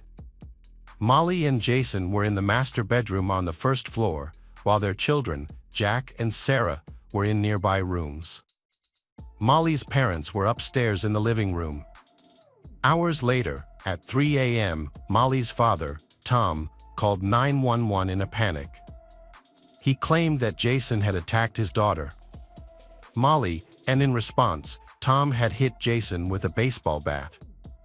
Jason was now unconscious and bleeding. During the call, Tom expressed his fear that Jason's severe head injuries could be fatal and urgently requested an ambulance to their location.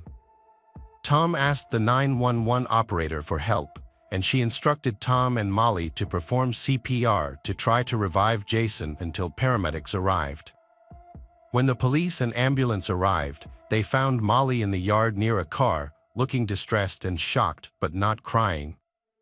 Inside the house, they discovered Jason Corbett's body in the master bedroom, surrounded by blood splattered on the bed, walls, and floor. Tom and Molly both had blood on their clothes. A baseball bat and a large pebble with blood on them were found near Jason, along with an overturned lamp. Jack and Sarah had been sleeping in their room during the incident. At the police station, Tom Martins, 66, a 30-year veteran of the FBI, stated that his son-in-law was mentally unstable and had been abusing his daughter. According to Tom, Jason had been drunk that night. Everyone had gone to bed, but Tom was awakened in the middle of the night by screams and loud voices coming from downstairs. He quickly got out of bed, grabbed a baseball bat, and ran down the stairs. When Tom entered the master bedroom, he found Jason strangling Molly with both hands. Tom yelled, "Let her go." In response, Jason turned to him and said, "I'm going to kill her." Tom and Molly did not deny their involvement in Jason's death but claimed they had acted in self-defense. Tom immediately felt the need to protect himself and those around him. He swung the baseball bat at Jason, but the blows seemed to have no effect. When Jason tried to drag Molly into the bathroom, Tom intervened, trying to stop him. The situation worsened when Jason pushed Tom, causing him to fall and his glasses to fly off. At this point, Tom felt his life was in danger. Jason then spotted the baseball bat on the floor and reached for it. Molly quickly responded by grabbing a rock and hitting Jason in the head, yelling, "Don't touch my dad," as she did so. Taking advantage of the opportunity, Tom picked up the baseball bat and repeatedly hit Jason until he fell to the floor. Molly, 32, provided a consistent account of events during her interview. She explained that her daughter Sarah woke up with a nightmare that night, which caused Jason to become angry and attack her. Jason allegedly began strangling Molly, threatening to kill her, and her father intervened to protect her. In order to protect her father, Molly claimed to have hit Jason on the head with a heavy rock. When asked where she got the rock, Molly replied that she had placed it on her bedside table. The rock had originally been used for drawing pictures with children as part of a gardening project, but Molly could not remember exactly how many times she had hit Jason, describing the incident as a desperate fight for her life. During her interview, Molly told police that she was still in pain from the alleged strangling incident. Photos of Molly, which showed a red mark in the middle of her neck, were compared to photos taken of her when she was arrested. However, the comparison did not reveal any red marks on her neck at the time of her arrest. Molly later admitted that the fight with her husband had actually occurred the day before the tragedy, in which Jason had grabbed her arm and neck. During questioning, she repeatedly complained of a sore throat. Both Molly and her father, Tom, testified that Jason had abused his wife, but Jason's family disputed these claims. Jason's sister, Tracy, noticed that Molly was controlling of Jason, often becoming upset if things did not go her way. She also noticed that Molly did not want to socialize with Jason's family members when they visited. Additionally, one of Molly's friends shared a disturbing claim that Molly had claimed to be friends with Jason's first wife, Margaret, until her death. However, this contradicted the family's account, as they knew Margaret had died of an asthma attack, not cancer. Despite Jason's relatives' warnings and attempts to intervene about Molly's unusual behavior, the wedding still takes place, marking the beginning of a complicated and troubled marriage. Over time, Molly's behavior began to raise concerns. Jason noticed a major change in her personality and suspected that she might have mental health issues. She was initially kind and loving, but now seemed manipulative and controlling. This worried Jason and led to more problems in their relationship. Molly began distancing herself from Jason's family by cutting her phone calls to just seconds. Before her death, Jason took steps to protect his children, Jack and Sarah. He named his sister, Tracy, as their legal guardian in case anything happened to him. Tracy knew that if Jason died, Molly would have custody of the children. After Jason's death, Tracy traveled to North Carolina to file for custody, preparing for a legal battle with Molly. During her troubled marriage to Jason, Molly consulted with an attorney to understand her rights to Jason's children in the event of a divorce. The lawyer suggested that she record their arguments and gather evidence that could be used against Jason. As a result, Molly began secretly recording their conversations. In these recordings, Molly appeared unresponsive, often ignoring Jason's repeated questions as his voice grew louder. After Jason's death, Molly confided in a close friend about her marital problems, describing Jason as controlling and abusive. She accused him of forcing her to have sex, verbally abusing her, and becoming increasingly aggressive toward her over time. Despite this, Molly never reported Jason's behavior to the police. For days after Jason's death, his 10-year-old son Jack and 8-year-old daughter Sarah were interviewed by a child welfare specialist. During the conversation, they shared their thoughts about their parents' relationship. The children described seeing their mother, Molly, being careful not to wake their father, Jason, for fear of him getting angry. Jack described a pebble on his parents' bedside table, explaining that they had brought it in because it was raining and planned to decorate it later. Both Jack and Sarah described witnessing arguments between them. According to the children, their father, Jason, often initiated these arguments, which included hitting, pushing, and swearing at his mother, Molly, over trivial matters. Jason's autopsy report found that he died of traumatic brain injury. He had suffered approximately 12 severe blows to the head with a baseball bat and a rock, all concentrated in the same area. The injuries were so severe that his scalp was torn away from his skull and his skull was fractured. A toxicology report found that Jason's blood alcohol level was slightly higher than normal at the time of his death. He also had traces of trazodone, an antidepressant commonly prescribed to treat insomnia, in his body. Jason was buried in his hometown of Limerick, Ireland, next to his first wife, Margaret. After Jason's death, his sister, Tracy, took their children, Jack and Sarah, to Ireland, which left Molly shocked and heartbroken. She tried to contact Jack and Sarah by phone and social media. Molly and Tom claimed they acted in self-defense against Jason, but the investigation into his death continues.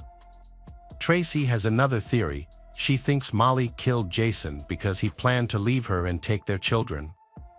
Tracy believes that Jason told Molly about his decision on the night of the incident, and Molly, afraid of being alone, reacted violently. In Ireland, Jack and Sarah slowly adjust to their new lives. 9 months after their father's death, they revealed that they were forced to lie about domestic violence.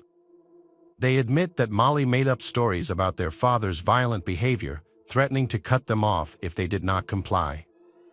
The children clarify that their father had never abused Molly, contrary to what they had initially said. During the investigation, Molly's past relationship with her ex-husband Keith Megan came to light. Keith shared some revealing details about Molly's past. The two met on a dating website and quickly fell in love, moving in together just 6 weeks later. Keith described Molly as independent, fun-loving, carefree and unconventional. However, she eventually confided in him about her struggles with bipolar disorder.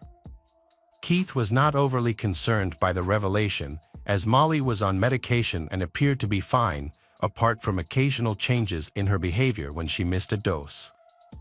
These changes did not manifest as violence or outbursts, but rather as clingy behavior during arguments, such as refusing to let Keith leave. Additionally, Molly would often spend hours in the bath, followed by periods of sitting on the cold floor and crying. Despite the difficulties they faced, Keith and Molly continued their life together and decided not to have children at that time. However, Molly soon revealed that she was pregnant, which took Keith by surprise. As the sole breadwinner, Keith was struggling financially and did not feel ready to become a father. Keith eventually proposed to Molly and she happily accepted, but due to her health problems, Molly continued to take prescription medication, including antidepressants, sometimes up to 16 pills a day. This caused Keith to worry about the effects of the medication on their unborn child. In a tragic turn of events, Molly had a dream that she had lost her baby, and the next day the hospital confirmed that the fetus had died. The loss put further strain on their relationship. Molly fell into a state of grief and was diagnosed with major depression. Her parents began to view Keith negatively, seeing him as the cause of Molly's problems. Molly planned to leave Keith in the United States to find work as a nanny for the family in Europe. In March 2008, she packed her things and moved out of the apartment they were sharing. 10 days later, she called Keith, telling him that she was in Ireland, had found a job, and was doing well. This was the last time they spoke. Years later, in October 2015, Keith received an email from a police officer in North Carolina revealing that Molly had kept her relationship with Keith and her move to Europe a secret. The email informed Keith that Molly's new husband, Jason Corbett, had been murdered. When Keith watched an interview with Molly and her father, Tom, they described Jason as a cruel person, but Keith did not believe their story. He thought their feelings seemed fake. In January 2016, Tom and Molly were charged with second-degree murder in Jason's death. At their trial in July 2017, Tom and Molly claimed they had acted in self-defense when they killed Jason. Tom said he had tried everything he could to keep himself and Molly safe. Tom admitted to beating Jason with a baseball bat, only stopping when he was sure Jason was no longer a threat. However, the prosecution argued that the severity of the attack showed a deep hatred for Jason rather than self-defense. Analysis of the bloodstains showed that some of the blows were delivered when Jason's head was between 30 and 50 centimeters above the ground, suggesting that Tom continued to attack even after Jason was no longer a threat. The presence of stains on Molly's nightgown near the area where Jason was struck suggests that she was nearby during the attack. During the trial, Lieutenant Frank Young testified about the injuries he observed on Tom and Molly on the night of the incident. He stated that Molly had self-inflicted wounds to her neck, telling her to stop while he was taking notes on her injuries. Other than some dried blood on her face and hair, Lieutenant Young found no other injuries on Molly. Tom also had no injuries, only blood on his watch and under his fingernails. Notably, his glasses were not broken. Paramedic Amanda Hackworth also took the stand and described what she found when she arrived at the scene. When she examined Jason's body, she found that his torso was cold to the touch and had patches of dried blood. This contradicts Molly's statement that they called 911 immediately after Jason became unconscious. The police investigation discovered that Jason had a life insurance policy, with Molly listed as the beneficiary. Furthermore, it was revealed that Jason had financially supported Molly's parents. A neighbor of Jason's family testified at the trial. He recalled spending an evening with Jason, from 3:30 p.m. to 8:30 p.m., drinking beer together. According to the neighbor, Jason seemed very relaxed at the time. The neighbor also witnessed Tom and his wife arriving at Jason's house, and noted that Jason warmly welcomed them and helped them carry heavy luggage into the house. After 9 days of witness testimony, listening to arguments, and viewing haunting crime scene photos, the jury reached a verdict within 3 hours. The court found Molly Corbett and her father, Tom Martins, guilty of second-degree murder. Molly was sentenced to 20 years in prison, while her father was sentenced to 25 years in prison. As the verdict was read, Molly turned to her mother, expressing remorse. "Hi everyone, thanks for returning. Let's unravel another perplexing mystery. The case of William Lewis Reese." William Lewis Reese was born in Oklahoma on July 1, 1959, the youngest of 13 children in his family. He grew up in Yukon and Anadarko. Due to his family's financial struggles, he had to drop out of school in the 9th grade to work as a farm laborer. He married Judy Flaming in 1979 after she became pregnant. After getting married, William joined the Oklahoma National Guard but eventually left. During this time, his marriage began to unravel, and Judy divorced him after just 1 year. However, William convinced Judy to remarry him, and they had another child together. Unfortunately, their marriage problems persisted, and heavy drinking led to physical abuse against Judy, ultimately causing their marriage to end again. Judy filed a complaint against her husband in 1982 after he physically abused her, claiming that he also threatened her life with a knife and a shotgun. As a result, Judy divorced him for the second time. William later remarried to another woman. However, this marriage was also short-lived, as his second wife divorced him just a few months later. And William's string of crimes resumed shortly after. In April 1986, William kidnapped a 19-year-old woman who was the daughter of a Texas sheriff's deputy. The woman's car broke down on her way to the gym, and William, who worked as a truck driver at that time, approached her and offered assistance by promising to take her to the nearest payphone in his truck. Once inside the vehicle, he restrained her and committed a sexual assault. He then drove her to a nearby motel where he reserved a room for the night. When Williams gave her permission to use the bathroom, she took advantage of the chance to break free and phone the police. He then was arrested, charged, and then released after posting bail. However, a month later, while still awaiting trial, he committed another sexual assault, resulting in a second arrest. Williams stood trial for both crimes, was found guilty, and received the 25 years prison sentence.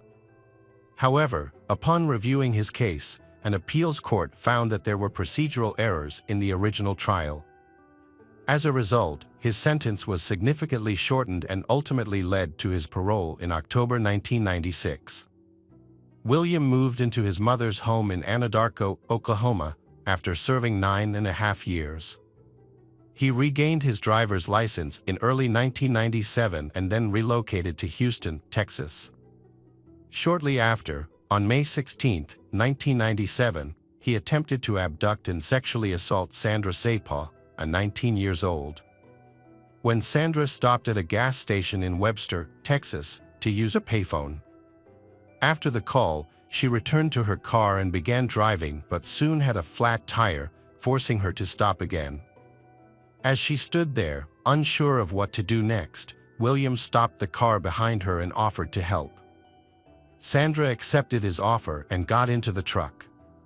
However, William's intentions were sinister, and he overpowered her, binding her wrists, then he continuing to drive on Interstate 45. Panicking, Sandra discovered that the door was unlocked. Despite being pregnant and fear for her life, Sandra made an attempt to escape by breaking free from the restraints and jumping out. Unfortunately, William caught hold of her and dragged her several miles along the pavement, causing severe injuries. Eventually, Sandra managed to break free and was taken to a nearby hospital. The police were notified, and she provided a description of her attacker. However, due to her traumatic state, she was unable to recall crucial details about the incident. To catch the predator, detectives needed more information. Months after the attack, they decided to use hypnosis on Sandra to see if she could remember anything else. Under hypnosis, Sandra recalled crucial details, including the license plate number of the truck that was involved in the crime. The detectives discovered a lead when they tracked down the owner of the vehicle with the matching license plate number.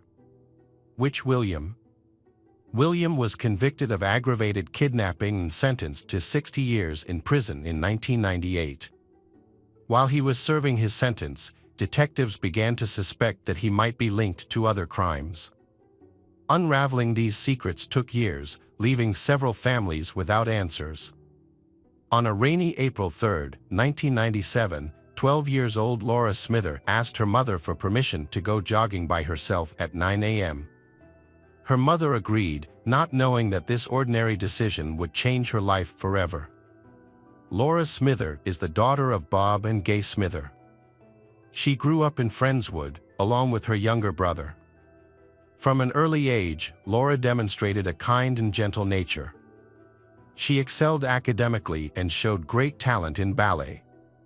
After being accepted into the prestigious Houston Ballet Academy, her goal of becoming a professional ballerina became a reality just days before this tragic incident.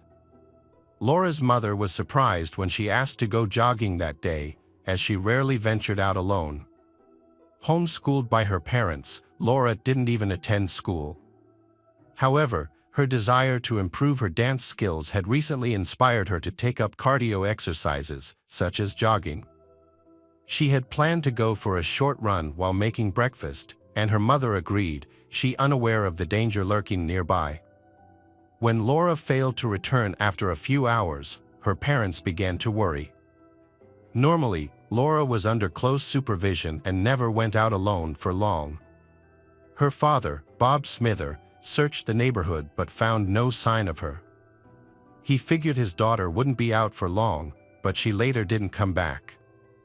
Laura's parents reached out to relatives and friends to see if anyone had any information about her whereabouts, but no one had seen her. And they contacted the police to file a missing persons report. According to Bob, Laura went jogging this morning and it took longer than he expected. As police began their investigation, locals joined Laura's family to assist in the search.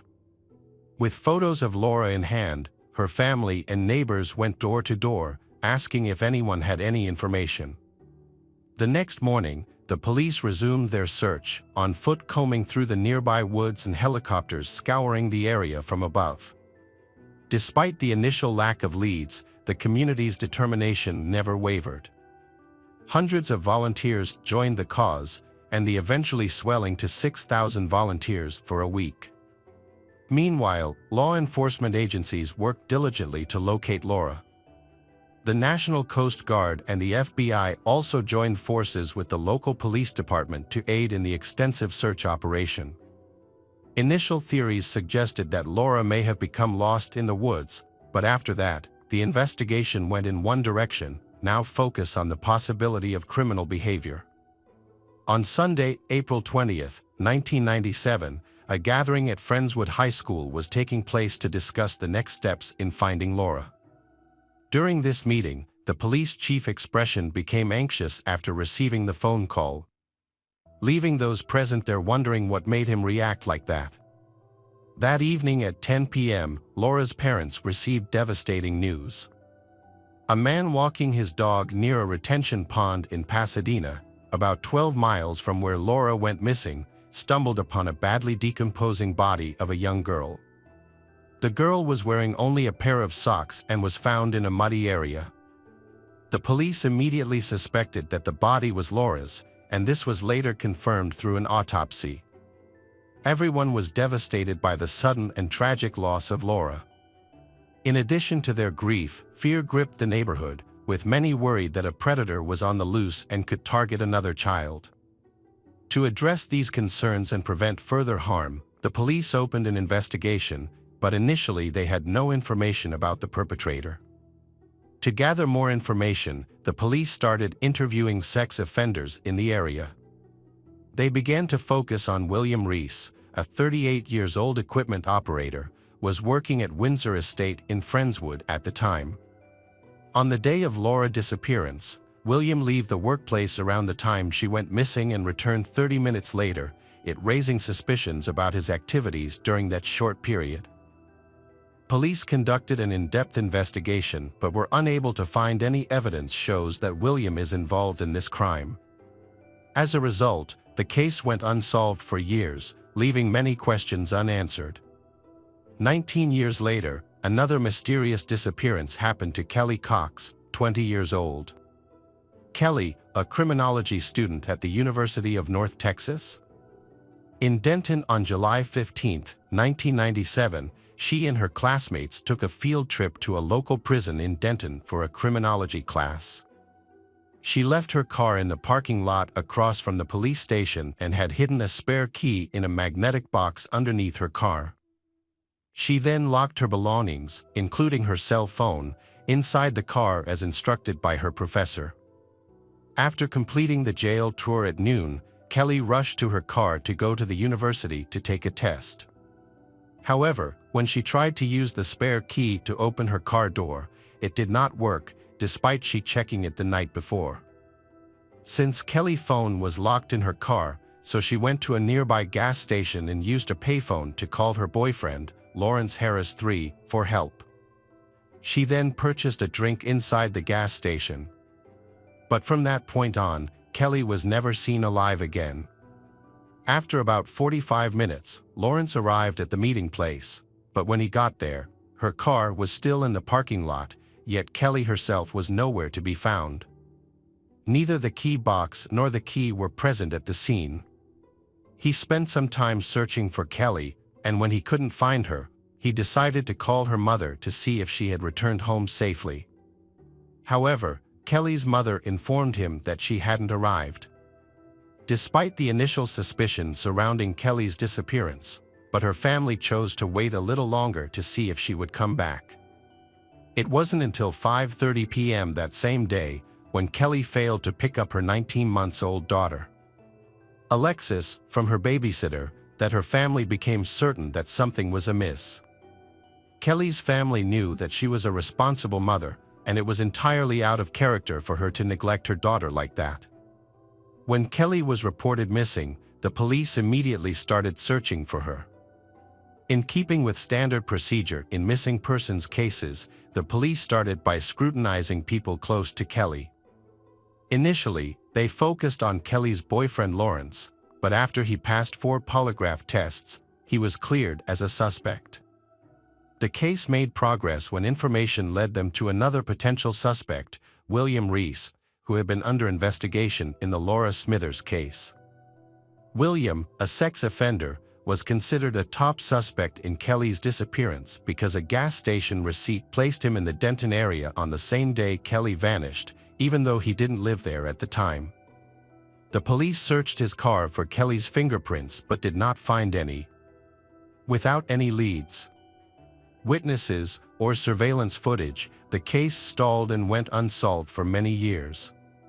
Kelly's disappearance was extremely difficult for her mother and stepfather, who had to raise Alexis on their own.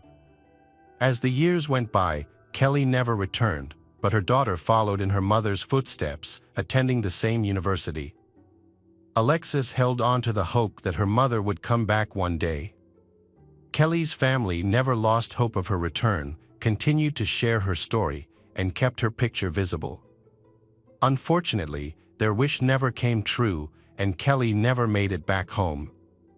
On the morning of August 17, 1997, Jessica Kane, a 17-year-old high school student, failed to return home after attending a theater party the night before.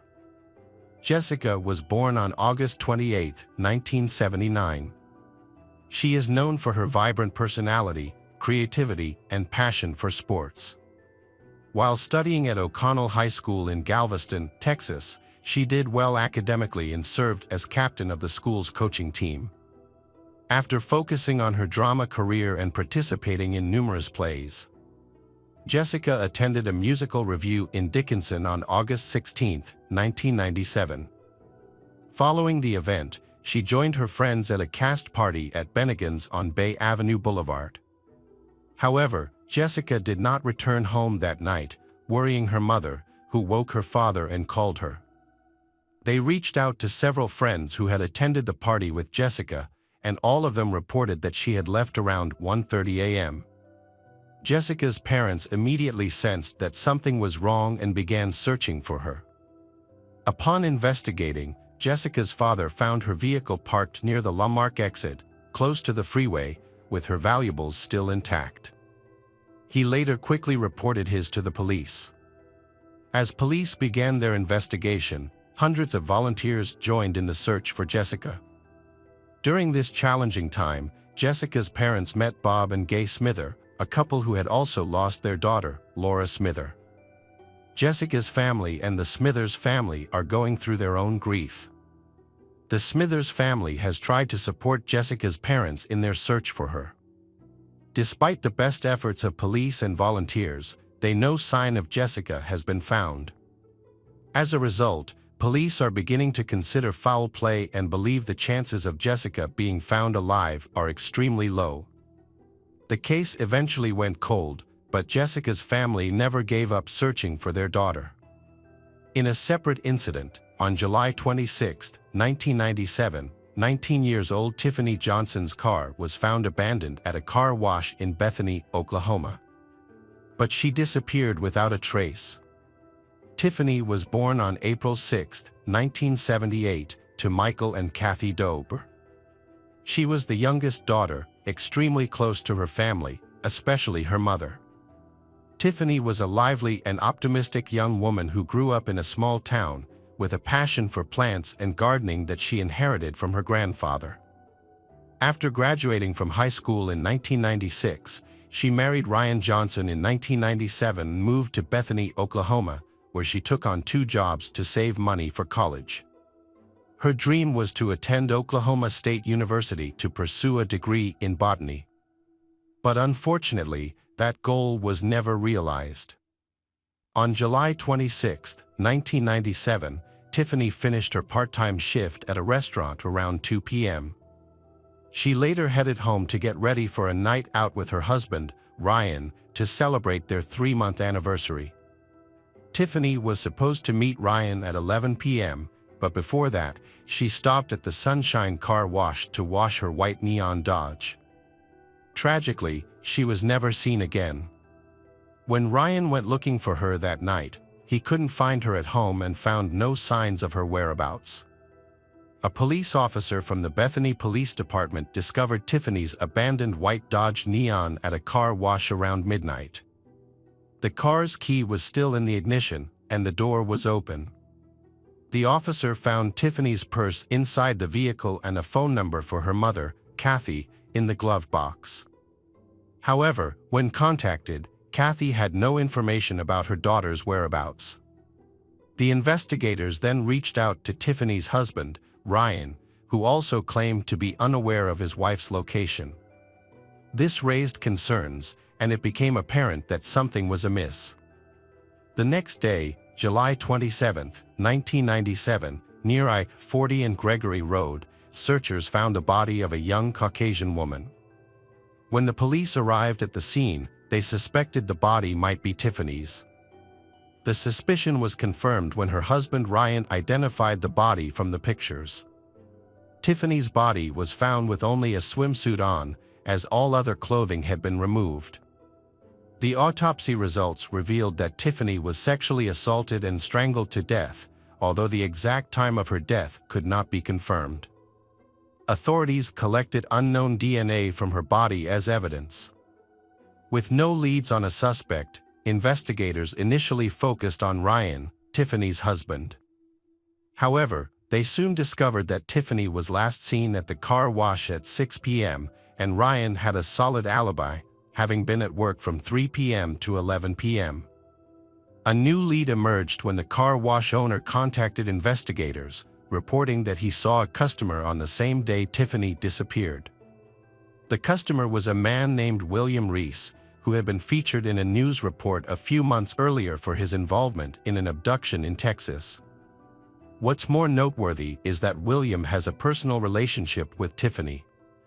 His mother was good friends with Tiffany's mother, although he himself had never met Tiffany. After her death, he even called Tiffany's mother to offer his condolences. Despite this new information, police were still unable to gather enough evidence to prove William's involvement in Tiffany's murder, and the case remained unsolved for a long time. In 2015, thanks to advancements in DNA technology, investigators found new evidence in the Tiffany case. A DNA swab taken during Tiffany's autopsy in 1997 was sent to the lab for testing. The results matched a DNA profile in the Cody's database, which implicated William in Tiffany's murder. He was subsequently charged in Oklahoma City with the 1997 kidnapping and murder of Tiffany. Just as his trial was about to begin, William unexpectedly started confessing to other crimes in an attempt to reach a deal with the prosecution. Despite having eluded police for 19 years, he ultimately revealed the truth, having a history of aggravated kidnapping and other crimes. When shown photos of Laura Smither, Jessica, and Kelly Cox, he immediately accepted responsibility for their murders and disappearances, although denying any sexual motive behind his actions. William was questioned about his victims in Oklahoma. He agreed to cooperate with authorities by showing them the burial sites of two victims, Jessica and Kelly, on one condition: he would not face the death penalty. In April 2016, investigators followed him to a location in a Houston pasture where human remains were discovered. After several days of excavation, the Harris County Medical Examiner's Office confirmed that the remains belonged to Jessica. The search continued in Brazoria County, where another set of human remains was found. Dental records confirmed that these remains belonged to Kelly Cox.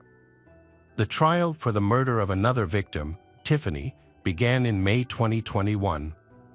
William was found guilty by a jury on May 28, 2021, and received a death sentence on August 19, 2021, for her abduction and murder.